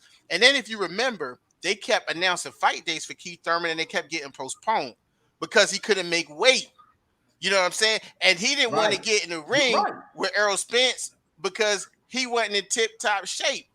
But he said that. You the champ, though. You the champ. That's on you. That's like when I always say Errol Spence's worst performance was against Sean Porter because he was living right outside the ring. But that's on him. He's the champ. It's his responsibility for him to put himself in the best possible position because you are the champ. And then also, when you have the type of experience that Keith Thurman had in terms of beating a Danny, beating a Sean Porter, and being a unified champ, your mindset is supposed to be completely different as well, because no one took a belt from him. So you got a unified champion coming back, talk about, I need a get back year and all this other stuff. To me, it seemed like a duck. Your timeline is on point. So when you put your timeline with it, it's like, okay, I understand where you're coming from saying that it's not a duck, but I feel like his mentality was a duck mentality, is all I'm saying. That's where I come from. Not only this, real quick, Casey. I'm not gonna be long-winded. It's like this, bro. Keith Thurman made a a conscious business decision Right. when he did come back. Because like you saying, the timelines, right? So in this particular timeline in 2019, you got to go back to 2019, bro. This is when Errol Spence is on the rise. He got the belt. You know what I'm saying? He fighting Mikey Garcia, all this and all that. Keith Thurman just beat Danny Garcia, and like Kwame said, you don't know what this man body is going through because we see what Errol Spence just went through fighting, coming off the car wreck, fighting Sean Porter and fucking Danny Garcia. The man got a torn retina, so maybe he did take some damage in those training camps or in those fights. See what I'm saying? So Keith Thurman made a business decision. Like, look, I'm not gonna fight this young motherfucker right now. You know what I'm saying? Because I gotta get my shit together. I'm still fucked up a little bit. You know what I'm saying? I ain't 100%. So I'm gonna chill. I'm gonna take a break. I'm gonna go on vacation. That's what he did, bro. You know what I'm saying? When he came back, he took a tune-up fight. He looked vulnerable in the tune-up fight. Got pieced up a little bit. Didn't look like the old Keith Thurman that we was used to seeing. Right. That raised eyes, and Manny Pacquiao was like, "Oh shit! Mm-hmm. Oh damn!" Manny Pacquiao yeah, wounded young guys. Exactly. And look what Manny Pacquiao did. He jumped on AB. He said, "Oh shit, Keith Thurman looking like he beatable now. Let me get Keith Thurman. Fuck fight." Because all these they all made business decisions not to fight Errol Spence. You know what I'm saying? And you seen Manny Pacquiao making the business decision. Say, well, shit, you know what? If I'm gonna go out and I'm gonna fight Errol Spence last, you know what I'm saying? I'm gonna fight that motherfucker last. And if he whoop my ass and retire me, fuck it, I'm retired anyway. I'm finna be a senator. You know what I'm saying? And I'm gonna get a motherfucking check. I can't speak for the brothers up here, but I will say I give Keith Thurman slack because number one, you fought 4 times in 6 years, but number two, bro, like the surgery that you had, it's just like when Kyrie was demanding the trade from Cleveland. Like he could play and shit, but yo, if y'all don't trade me, I'm gonna go ahead and get this surgery that I need on my knee. It's the same shit with Keith Thurman. Like it ain't like he just got calcium deposits in his shit right when he fought Danny Garcia. That's some shit that happens to you over time. It builds up. So he was healthy enough to fight a Danny Garcia, but shit, when he saw Errol Spence coming around the corner, Errol Spence might beat Kell Brook ass, then shit, you know what? Let me go ahead and get this surgery, bro. Right. Let me go ahead and grab this surgery. I think that if he did because Errol Spence was wrecking shit, bro. He was wrecking shit. Wait, this is my thing. I think that if he did have the surgery, right? I think that in the Danny Garcia fight, you can see Danny Garcia was cracking him hard on that shit. You know what I'm saying? A lot of people were saying that they thought that he hurt his shit in the Danny Garcia fight, right? He did. He did. This is what why he waited a month, bro. Right. This is what I'm saying. Why he waited a month. Dudes, people do that shit all the time. People do that shit, they'll hold off surgery and then they'll go get it. I'm not Hold on. I'm not finna sit up here and pretend like that man waited off, and then decided to get an elbow surgery because of one man in the sport, and then set out and missed on millions and millions of dollars because of one man in the sport. Now, when Kwame was saying, like, hey, when he got the surgery, right? He got, you know what I'm saying? He met his wife, and you know what I'm saying? He wasn't the same. He wasn't focused no more. He wasn't the same. Yeah, it didn't take him no fucking 2 years to heal from that elbow injury. I had an injury like that, right? So I know it takes 8 months. Take 8 months. You know what I'm saying? If you get the surgery, it takes 8 months to, fully recover. You got to go through rehab. You got to do all of that, right? It didn't take 2 years. It takes 8 months. But during that time, he lost focus. He wasn't focused no more, right? When he was coming back, he told everybody, look, I know what everybody want to see. I know everybody want to see me fight Errol Spence, but I'm not fighting him on the comeback. It's a get back here, right? Now, what y'all are saying is, well, he was good enough to get in the ring with Josecito Lopez. Well, and Manny Pacquiao. Hold on. I'm gonna get to Manny Pacquiao. Well, Josecito Lopez, if he's saying it's a get back here and I'm taking tune-up fights, that's a tune-up at the time. Yeah, and a duck. He you know what I'm saying? That's supposed and to be a duck too. Bam. Manny Pacquiao comes along. He ain't finna turn down no Manny Pacquiao fight for Errol Spence. Errol Spence wasn't gonna turn down a Manny Pacquiao fight to fight Ugas, right? Errol Spence was about to skip Ugas, who had the WBA championship, super championship title. Right now, y'all got to keep the same energy. That's true. You 100 on that? No, you're right. I saluted him for the Manny Pacquiao fight, bro. But you got to understand. You got to understand how he got the Pacquiao fight, bro, because he looked at vulnerable. Hold on. Errol Spence was about to skip Ugas, right? He did skip him. That had to. Who ain't gonna skip that shit, nigga? That's millions of dollars. The fuck? I hear you. He skipped Ugas that had the WBA title to fight the big fight in Manny Pacquiao, and we all understood it because we said, "Hey, you ain't finna pass up no Manny Pacquiao fight." So when Coach tells me, well, he was good enough to get in there with Manny Pacquiao. Why? No. I said if he good enough to get in there with fucking Josecito Lopez. Don't lie now. How can you compare Josecito Lopez to Errol Spence? How you gonna fuck you in the ring? You slipping punches, you throwing punches, you getting hit. It's different levels. Josecito Lopez is not Errol Spence. Guess what? So by default, I don't care. You're fucking throwing punches and getting hit. By saying he want to fight a lesser opponent, that's basically saying you too much for me. I don't want smoke. I'm a fucking duck. Let me ask you something. Let me ask you something. Who in here work out? I do. Everybody work out, bro.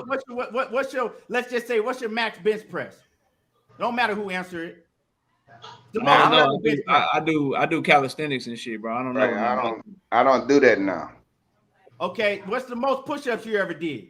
All in one walk. I do 150 each set every day. 150. I do 120. 120 all in one walk. Okay, bet. Okay, you take off from doing push-ups a whole year. Let's just keep it 100. You take off from doing the whole push-ups a whole year. Can you get down there and do 120 or 150? No, absolutely not. Hell no, I can't. But I'm also. But here's my thing. I can't. But I'm also not the super WBA champion of the world. And the WBC champion. And the WBC champion. I don't hold myself to the same standard. Hold on. My point is, you being out of the sport or whatever you do for 2 years, you're not finna go and just if you Errol Spence, maybe. Hold on. But you cannot ask everybody to be built like Errol Spence. Everybody is not Errol Spence. Everybody's not gonna come from a 2-year layoff and fucking jump up and go just like right now. Right now. Hold on. Fucking Adrian Brunner. Is anybody asking Adrian Brunner? We need to see him go in there and jump and fight Josh Taylor. If he was a the WBA or the WBC world champion, yes. Yeah, I don't want to see that bullshit. Hold on. And I'm gonna say this. And I'm gonna say this too. I'm gonna say this too, Keon. AB never dug no smoke, homie. That's not the point. That is the point, because Keith Thurman dug Errol, bro. That's the point.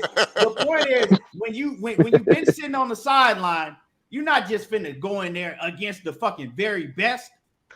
Who told you to go fucking sit on the sideline for 2 years? Right. That's what the issue. That's what the issue is. Hey, like that's who told you to do that? Story in itself. You know what? If the nigga wasn't using his fucking injury as an excuse for 2 fucking years, then I could have some respect. But don't use that. Nigga, just say what it is. Nigga, I went to Thailand. I met my boo. I fucking got married. I was happy, and I didn't fucking feel like fighting. But you can go out there, and it's on fucking film, him out there fucking sparring and throwing punches with motherfuckers in the streets or whatever the fuck it was.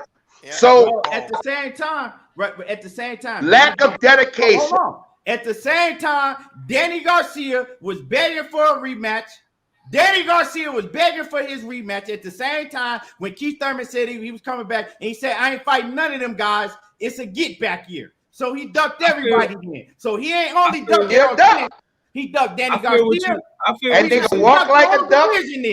He quacked like a duck. He a fucking duck.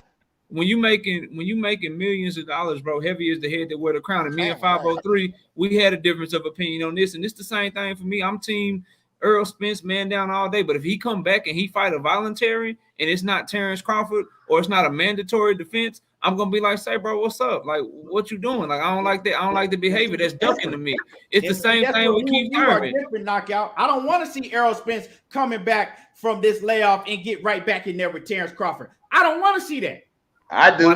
Why? Because like I told y'all before, and I stand on my square, and I don't never change up with the shit that I say. I know you don't. I'm just asking you why, bro. I told y'all, I said I don't want to see him get straight in there with Terrence Crawford because I want to see the best fight the best at their best. Right? Well, I don't know if Errol Spence gonna be at his best jumping right in there with Terrence Crawford. Like Keith Thurman, I wouldn't have wanted to see Keith Thurman get in there with Errol Spence off a 2-year layoff.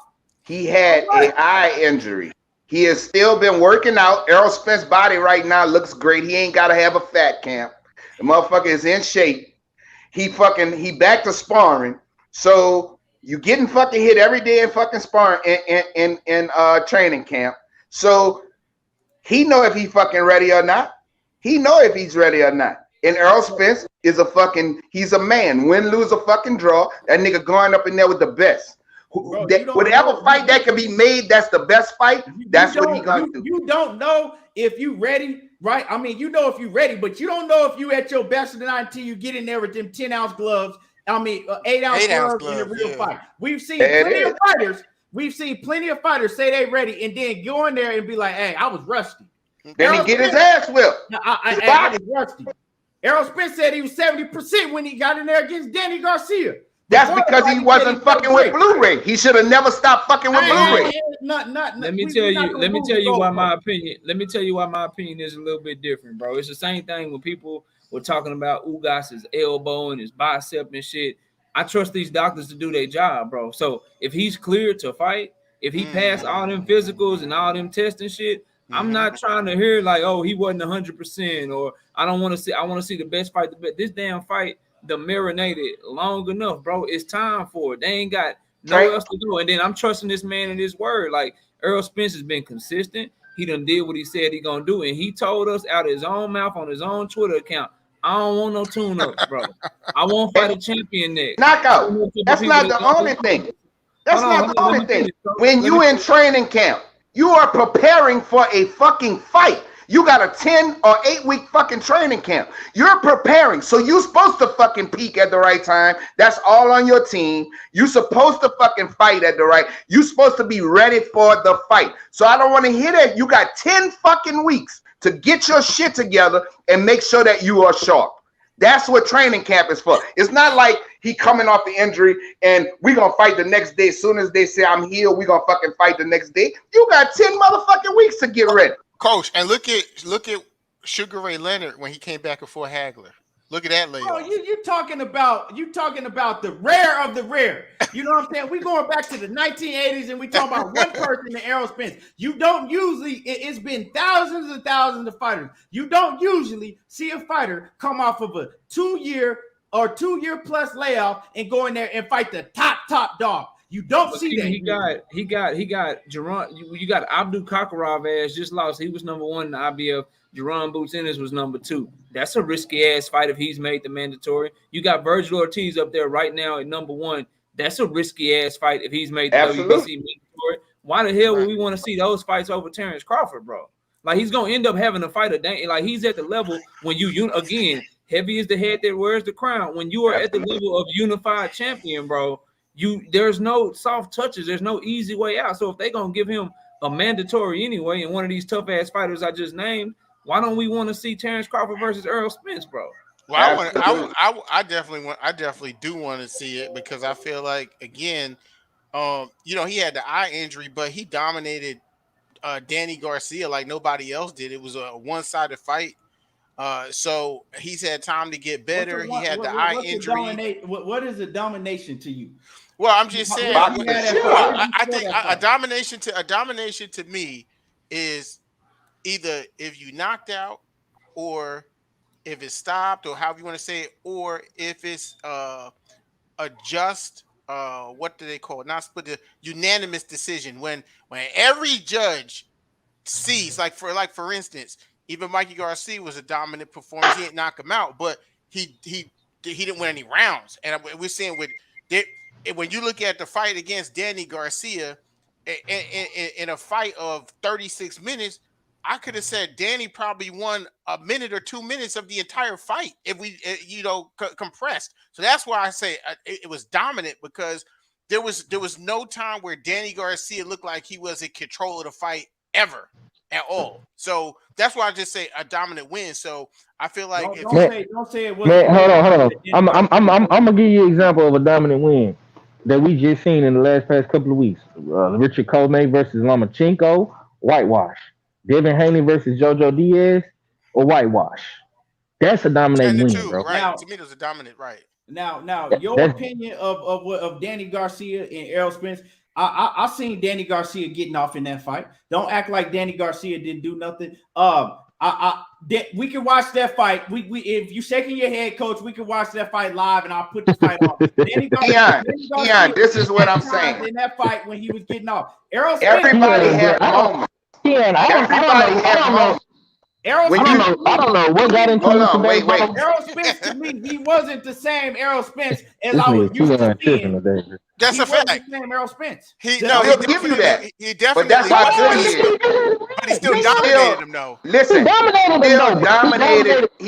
Of course, you're gonna have moments in a fight. Right. You're gonna have moments. Listen, I like Errol Spence, bro. Like, I'm a huge Errol Spence fan, but it ain't my job to worry about whether or not he gonna be the same version of himself. He gonna do it. If they clear that man to fight, I don't care, bro. I just want the best possible fight, homie. And I'm sorry if you gonna give me the options of Ennis being his mandatory or Ortiz being his mandatory, bro. I just want the Terrence Crawford fight, because shit, that's what he said he wanted, bro.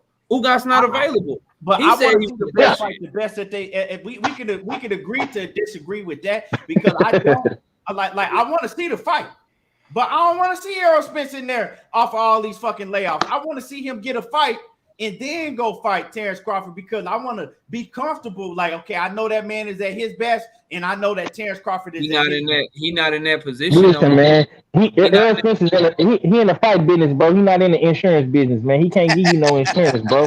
I mean, you know not just that. Because ideally, you right, Keith, but he ain't in that position. Because what you gonna do? Absolutely. Jaron Ennis ain't less risky, bro. He ain't. Virgil Ortiz ain't less risky. Virgil Ortiz is less risky. It's a little less risky. Let me get to this super chat. It says, I love both fighters, Spence and Keith, but let's call it honest. One time went from "you better not duck me, son" to "I'm ducking you all, son." And see, this is the thing, right? This is the thing. A lot of these cats in the chat, they think I'm just pro Keith Thurman and I don't fuck with Errol Spence. I'm not even a Keith Thurman fan. Spence my favorite fighter. And everybody on the panel. But today, bro, you pulling out the one-time shirt, baby, because I could tell. No. And I didn't even hold on, Keon. I didn't even know you back then when Keith Thurman was fighting, but I can bet my last dollar in my bank account you was a Keith Thurman fan before Errol Spence came on the scene. You use a motherfucking lie and you would lose all your money because I was one of the main ones, and I told you that. See, y'all gotta listen. I was one of the main ones running with the narrative, right? That I did not say that. Kwame. Yeah, you did. I was one of the main ones, and Kwame remember me from when I first. I was one of the first people you did a show with ever, so I know. I was one of the main ones. So you want to Keith Thurman fan? Keith Thurman for ducking Errol Spence. I was just like y'all, and I was running with that. But what I did, right, is one day, you know what I'm saying? And one day I was like, man, I don't know. I just went, and this was last year because me and Money had this show before, right? And me and him was going back and forth, right? So and actually. Me and my man Batman, if Batman in the house, salute to Batman. I ain't seen him, but me and Batman, we had this whole conversation over the phone. Batman was like, hey, you right. He ain't, you know what I'm saying? So this is a conversation that's been had before. But I went back and looked because everybody was saying, I'm like, you know what? One day I was just like, damn, I'm running with this shit. We making memes, we doing all this shit. Let me see what the timeline is. And I was like, man, did Errol have a belt or what happened? Because Keith Thurman was out and I went and I researched. And then when I did the research, I said, damn, you know what I'm saying?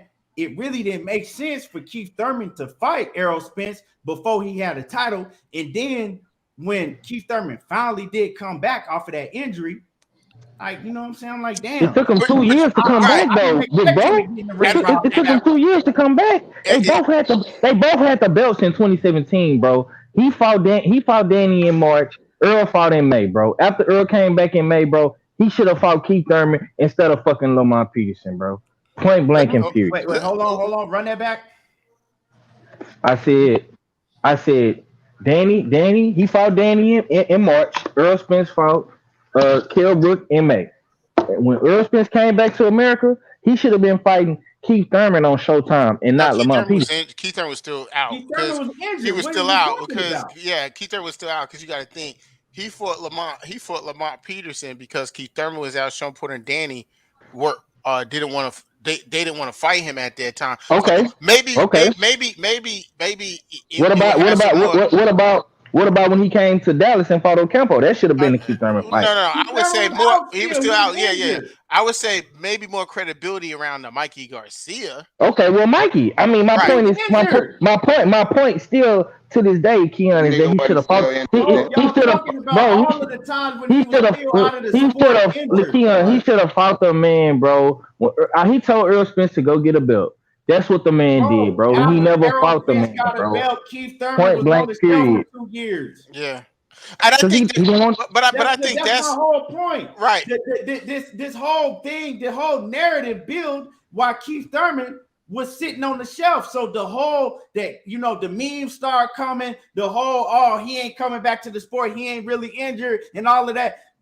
During the time after Errol Spence got a belt and Keith Thurman was sitting on the sideline and he wasn't fighting nobody. So it's either he was ducking everybody in the sport.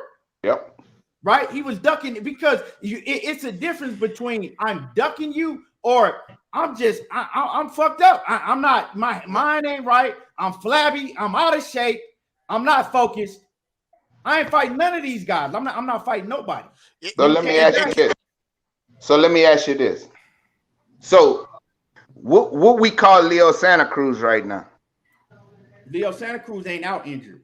But that's not, you can't. We already know. Hold on. We've already discussed that fucking injury don't take 2 years to fucking heal. Right? We already discussed that. Now, Leo Santa Cruz, the WBC right now, sent this motherfucker a letter, which you showed on your channel. Right. That's not. He hasn't fought in 3 fucking years for the WBC belt with that fucking belt. So Keith Thurman is the fucking WBA and the WBC fucking champion. He got stripped to the WBC. Before he got stripped, right? He could have fucking fought. But he didn't want to fight. I can't tell you what that man could have done sitting up at his fucking house, what he was doing. Was he still injured? I don't know. I ain't in that fucking man body. I don't know what the fuck he was doing. I know that he wasn't in boxing. I know that he wasn't taking no fights. Right. In my opinion, right now. Over opinions. Hold on. I'm talking about right now. In my opinion, right now, that motherfucker is the Ryan Garcia of the 147s. That's how I feel about it. And I agree with you, but at the same time, our opinions can't. Right, your opinion don't go over a fact. The fact is, the man wasn't fighting nobody. Right, but and I think he came back when he came back off of his injury. He told you, "I'm not fighting I'm not fighting Errol Spence. I ain't fighting no rematch with Danny Garcia. I'm not fighting no rematch with Sean Porter. I ain't fighting none of them guys. It's a get back here. Now I'll fight Errol. That's Spence. where the duck happened, right there. I'll fight Errol Spence. 2020ish. We are gonna fight. That's why. Hold on, Keon. That's where the duck happened, right there. What if Tank Davis, who just injured his hand, he come back next year and he say, I ain't fighting nobody y'all want me to fight. I'm about to fight Javier Fortuna. Javier Fortuna, and then after I fight Javier Fortuna, I'm gonna fight JoJo Diaz. People gonna be saying he ducking smoke, bro. And I think that's the only if Tank Davis, right?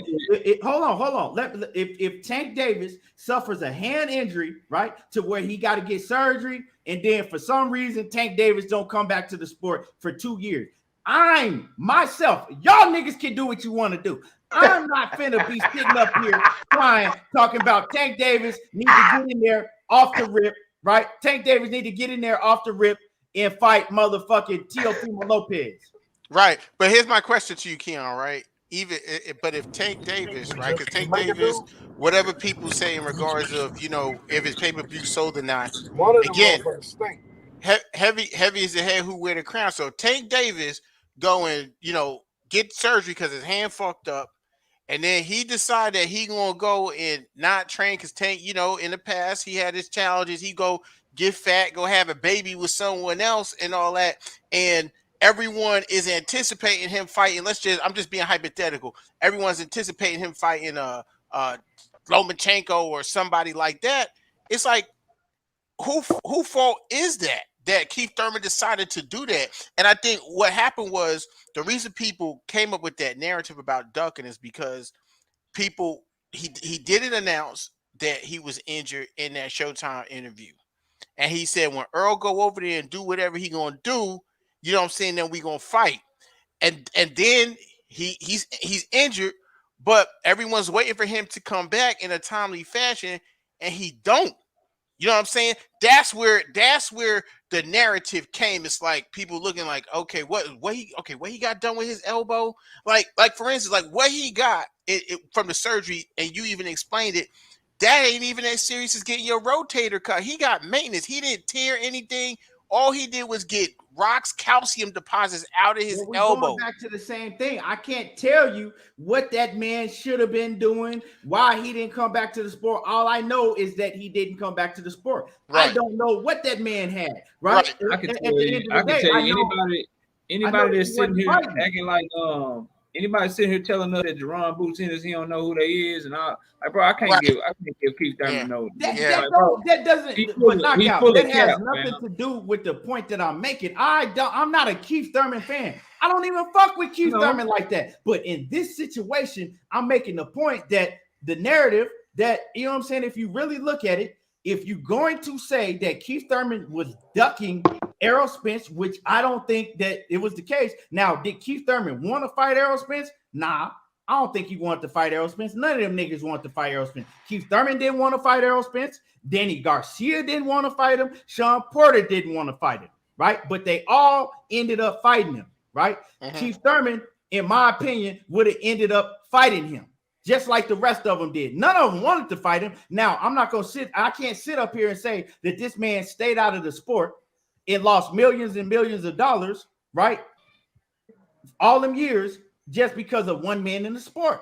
That's all I'm saying. Now, if you go back to Gervonta Tank Davis, what you said, I'm not finna say, oh, well, Tank Davis needs to jump in there off of a 2-year layoff, and he need to get right in there with fucking Devin Haney. He ducking Devin Haney. I'm not Tank Davis a duck? Is Tank Davis a duck? Based on Keith Thurman's actions, though, what makes you say that he will fight him just like the other ones did, based on what he has showed us, bro? Like, because he said that. See, y'all like to talk about, well, Errol said this and Keith said that and they said this.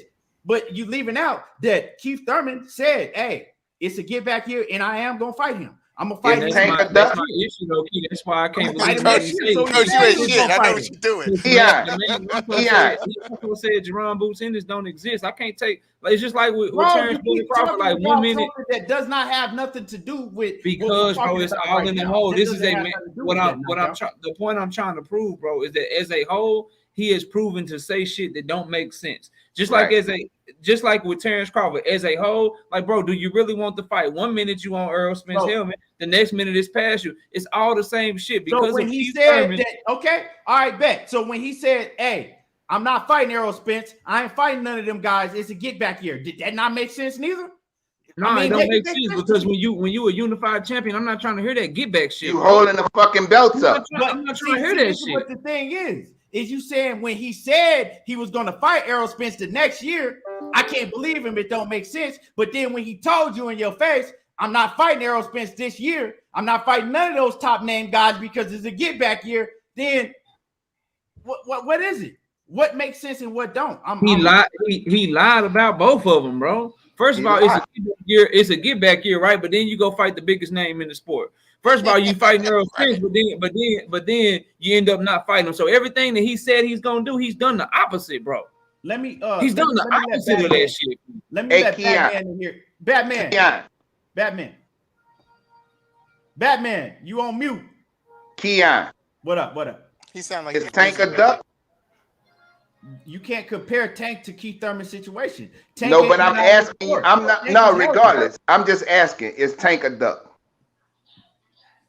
What you think? What do you think?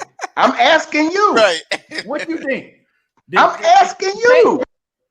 I mean, I had a whole show about this. Right, I watched it. So he's a duck. Tank is not saying, look, I want to fight such and such and such. Yeah, he ducking them.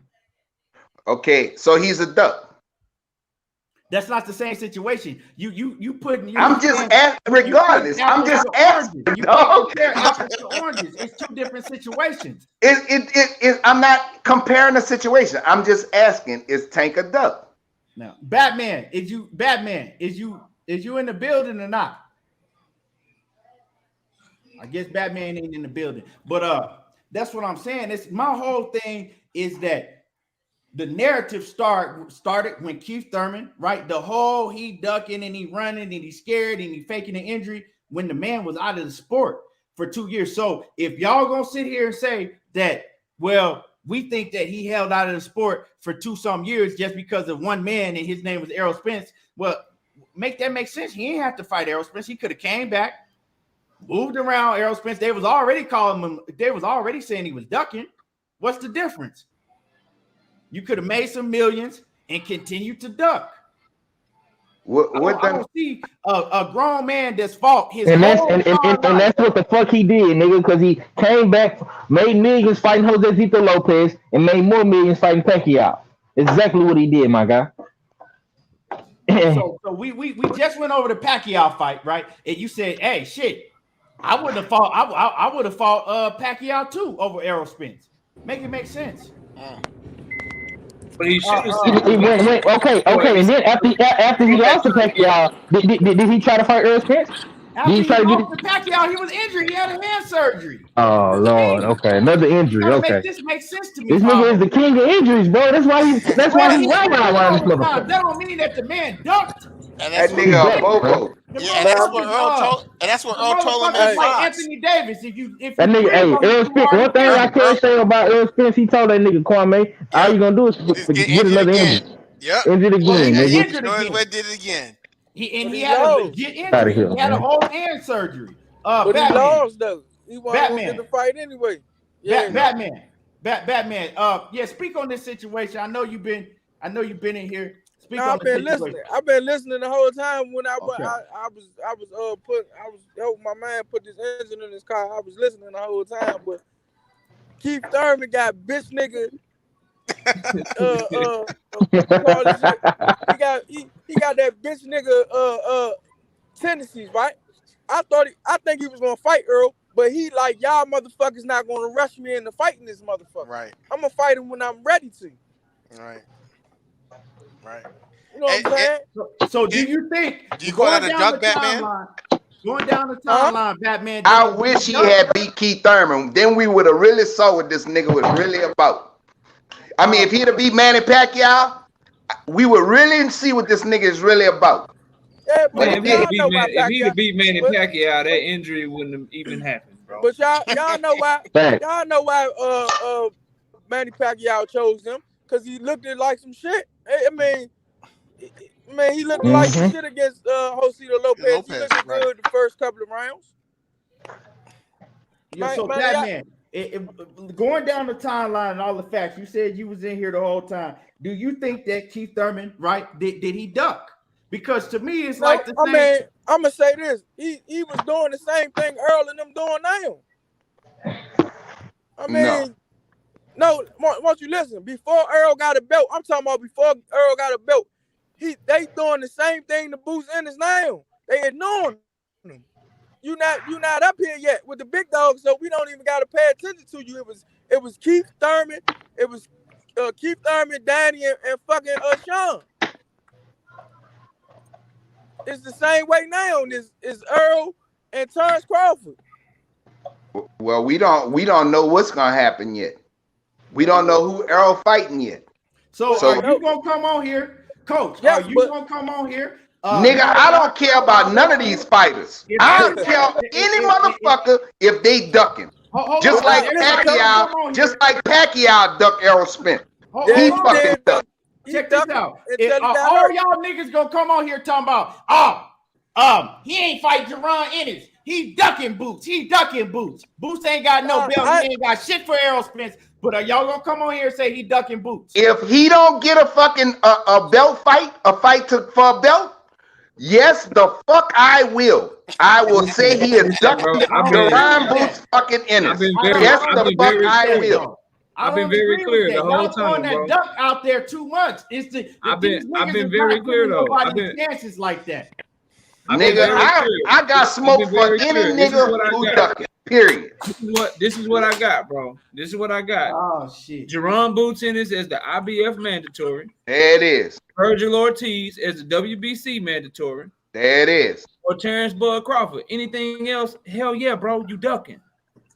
I'm gonna fucking come right on your show and fucking call EJ out for his bullshit if he don't fight them 3 because he can't get the Ugas fight. So yes, nigga, you ducking, Errol. You didn't like it when they ducked you, nigga. Don't do the shit yourself. So y'all want let me say this. Let me say this, Keon, real quick. Technically, on paper, Jaron Boots Ennis ain't the mandatory yet.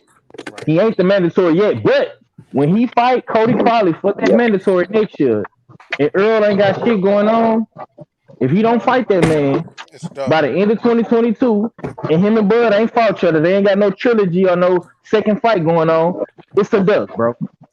And I want to see all them dudes fight. Same thing with Hold on. Same thing with Terrence Crawford and Virgil Ortiz.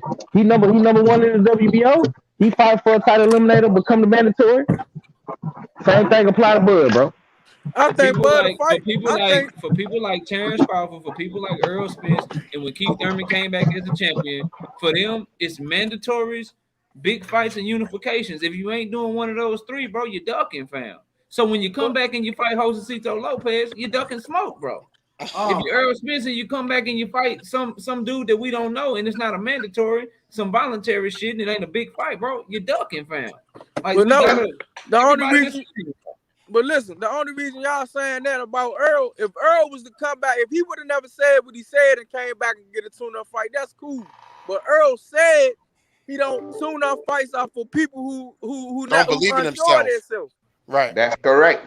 So if he would never said that, motherfucker would not have a problem with what he do. But he said that, and he got a plan on that.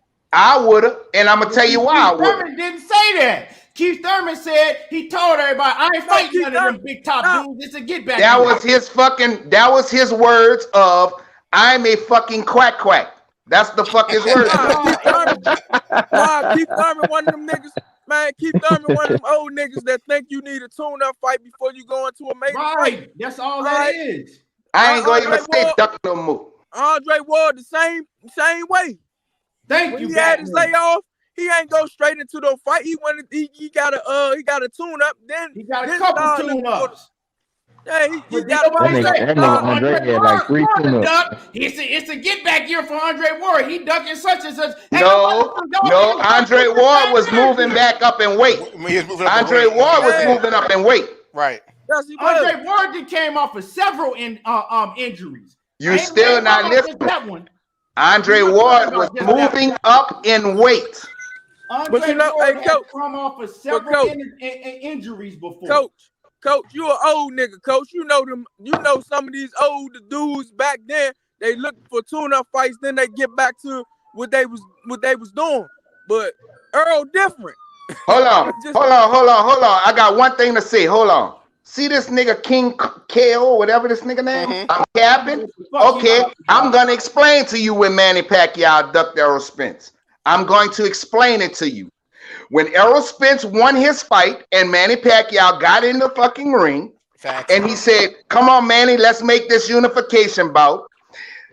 The next week, Manny Pacquiao put on the screen which fighters should he fight: Danny Garcia, Sean Porter, or Keith Thurman. Facts, coach. He did not put Errol Spence fucking name up there, and he ended up fighting Keith Thurman. So King Cole, go do your research and don't come on here with your bullshit. That's a fact. Man, He didn't even have him as an option. The only reason remember that shit too. Listen, the only reason Manny Pacquiao got in that ring because they really thought Mikey Garcia was going to win that fight. Right. That's fucking right.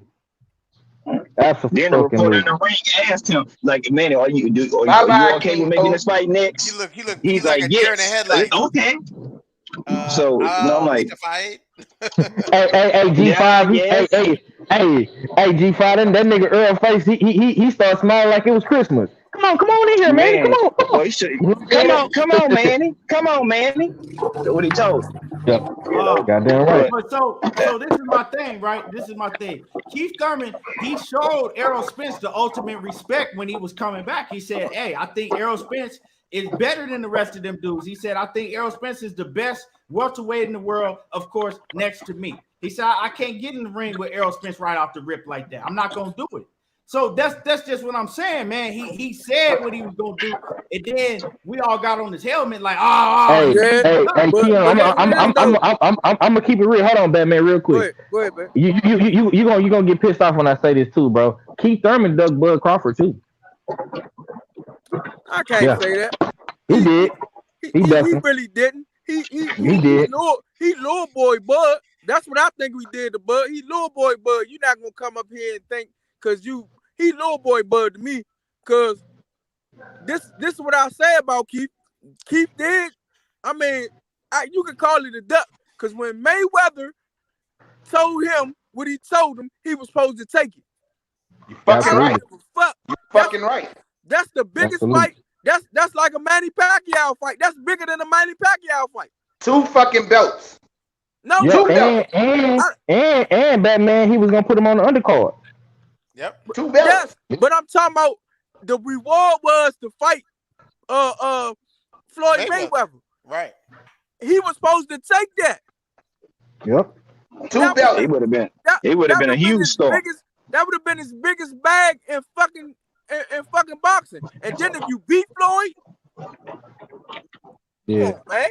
But the same thing for Sean Porter, because he said all them niggas. Listen, yeah, that's what y'all was leaving out. He told Sean Porter or Keith Thurman, either one of you niggas, step in the ring, fight this young lion I got right next to me, Errol Spence. I'll put my title up if you win, you can fight me. He told Sean Porter and Keith Thurman that. Keith Thurman, we pretended like it ain't happening. Sean Porter did the same shit because neither one of them wanted to fight Errol Spence at that point in time because they looked at it like, hold on, they looked at it like, okay, he's a young, hungry lion, right? We ain't getting in the ring with this nigga. You know what I'm saying? We're not gonna get in the ring with this dude that don't. So what? Hold on, that nobody even knows right now. It makes no sense. It don't make no sense for neither one of us. In 2015, when Errol Spence, the biggest name on his record at that point in time was Phil LaGreco. It do make sense. Yeah, it makes sense. Yeah, it makes sense. It makes 2 sense. belts. They get a chance to fight the biggest boxer in boxing. They didn't want to fight him. So what I'm saying. So what is that, Keith? So what is that? Hold on. Right. Hold on. So what is that? Hold on. That's just like Jaron Boots Ennis 2 years ago coming up, and they put shit. You know what I'm saying? And they put one of them dudes in the same predicament. Wrong. You can't do that. Neither one of them fight Jaron Boots Ennis. Wrong. Because there was nobody saying I'm gonna put my fucking belts up if y'all fight fucking Jaron Boots Ennis. There was 2 belts on the line: the WBA super title and the WBC. So that's the difference right there. You never seen Errol Spence say, okay, come here, Jaron Boots Ennis. Look here. Keith Thurman, if y'all fight Jaron Boots Ennis, you gonna fight me for my payday. Let me ask you a question. Is Floyd Mayweather, Mauricio Suleiman, Is he Mauricio Suleiman? Floyd, hold on. That's one thing about Mauricio.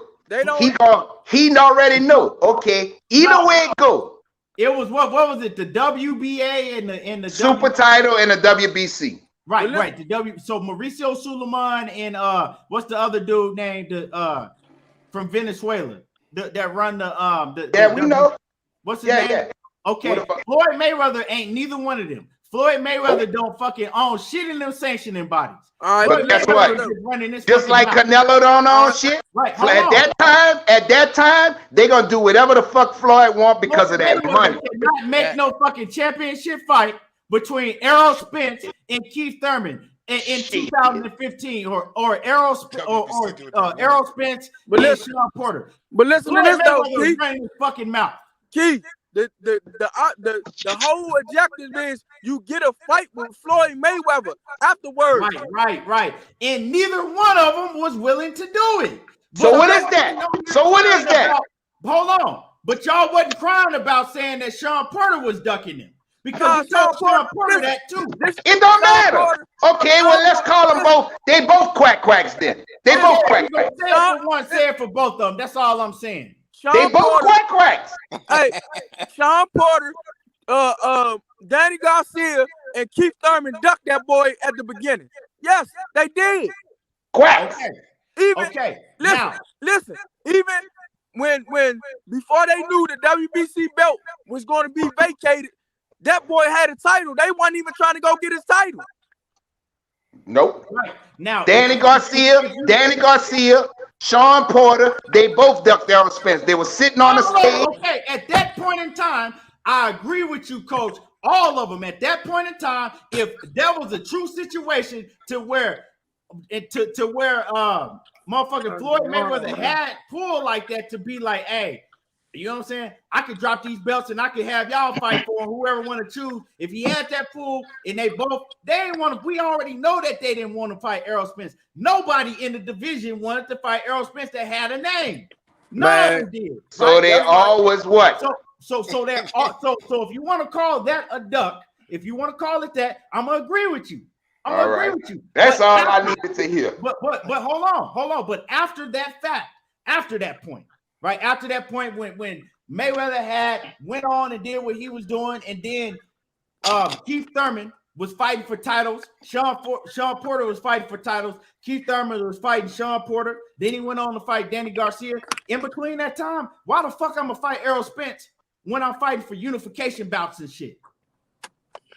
Why am I gonna give? Because after Errol got that fucking IBF belt, he got that IBF belt, they sat on the stage with Lamont Peterson, and Errol Spence came out of his own mouth and said, Sean Porter, Danny Garcia, Keith Thurman, they all ducked, and this man here, he said it just like that. This man here stood up and wanted to make the fight. Yep.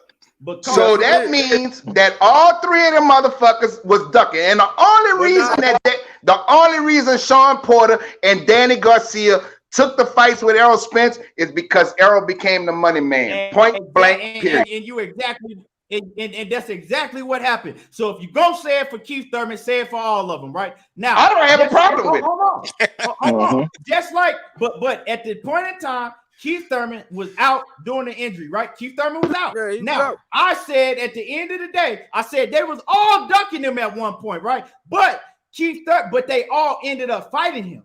They all ended up fighting Errol Spence. And I said that I thought that Keith Thurman, like he said he was gonna do, he said, hey, in 2020, I'm gonna fight him, right? It's a get back here. I feel that Keith Thurman would have fought him just like the rest of them did. Yeah, I think that Keith Thurman would have did the same thing the rest of them did. He had bitch nigga energy, but I all of them was acting like bitches. All of them, when it came to Errol Spence, all of them was acting like bitches. Man, they didn't want no smoke with EJ. What's happening with him? It was good. What's good, everybody? What's good, Coach? What's good, What's up, G5? People? Man, my thing is, all right, if it's your get back here, all right, you got many fights.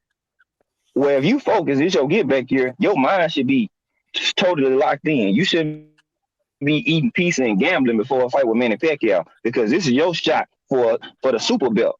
You know what I'm saying? Which can make you undisputed if you want to go ahead and fight Errol Spence after that. So I hear Keith talking, but you know what I'm saying, your words gotta line up with your actions though. And like if you weren't focused and got up for Manny Pacquiao, you're not getting up for Errol Spence, bro.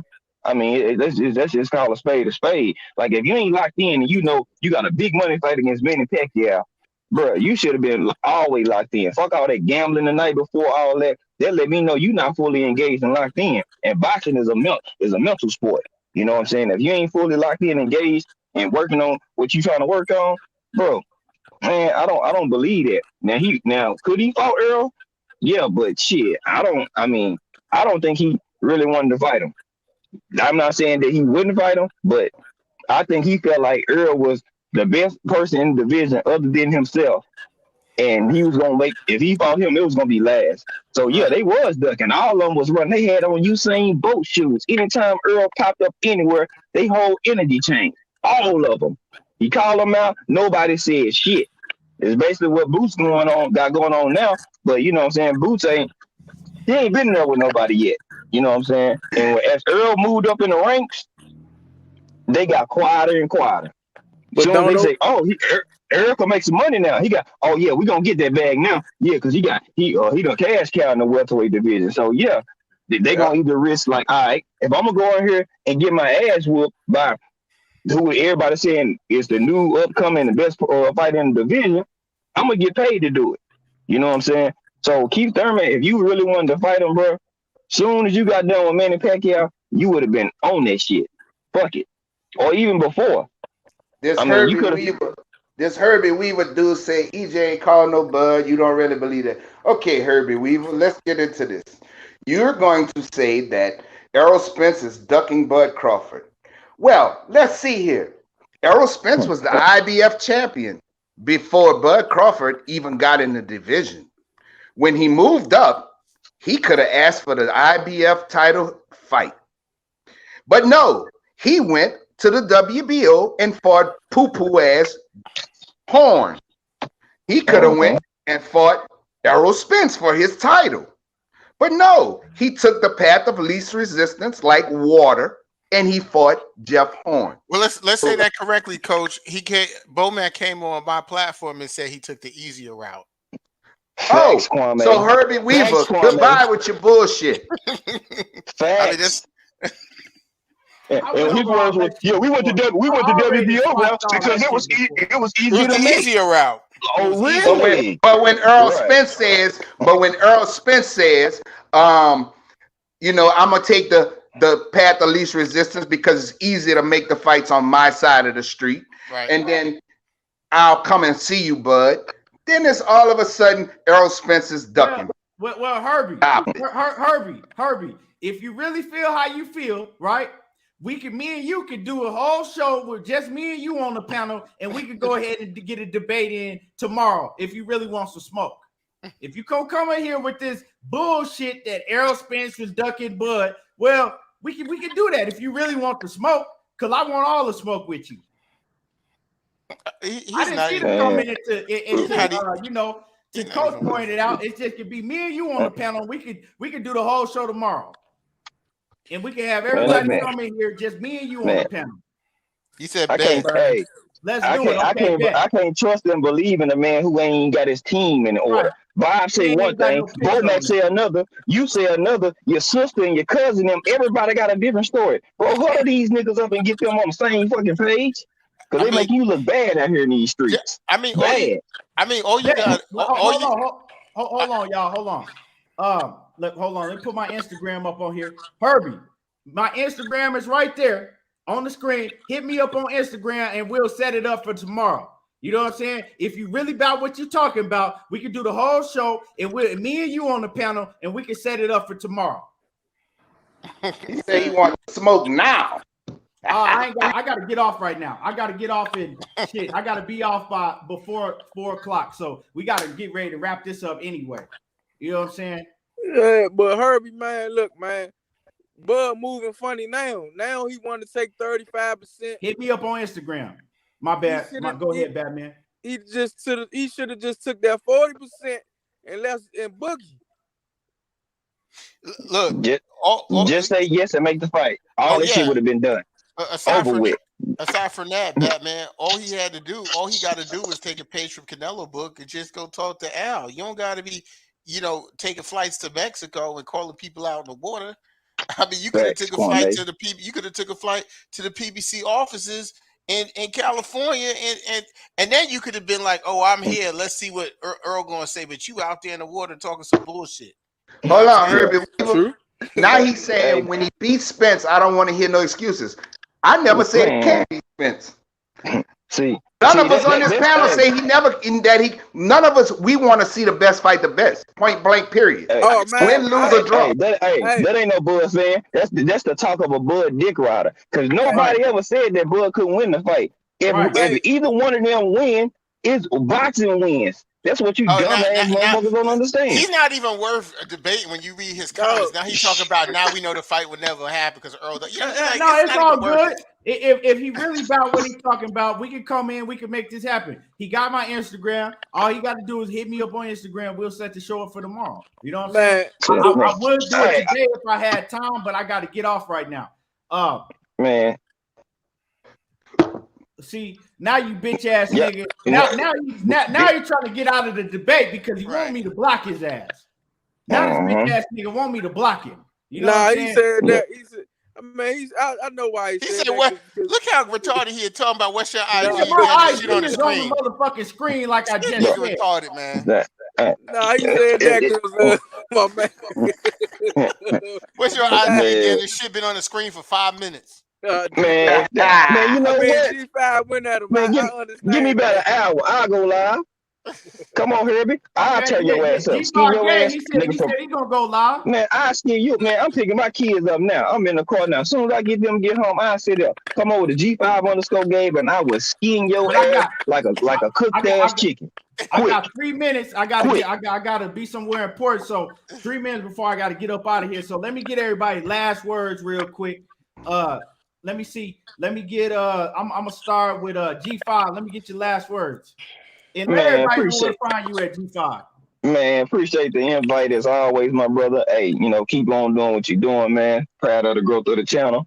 Everybody out sub, everybody on the panel. Well, Batman a postcard, he go everywhere. So you know what I'm saying? Right. Hey, you straight up. But sub the coach, Kwame, myself, G5_Gabe on Instagram, YouTube. That's where you'll find me at. And Herbie, bring that same energy so I can cook your punk ass. You got to talk of a Bud dick rider. Bro, we talking about shit that's facts. Now, if you don't get mad at us when you can Google the shit that your favorite fighter says, and his trainer, and his former promoter, and his sister, and anybody else got to say.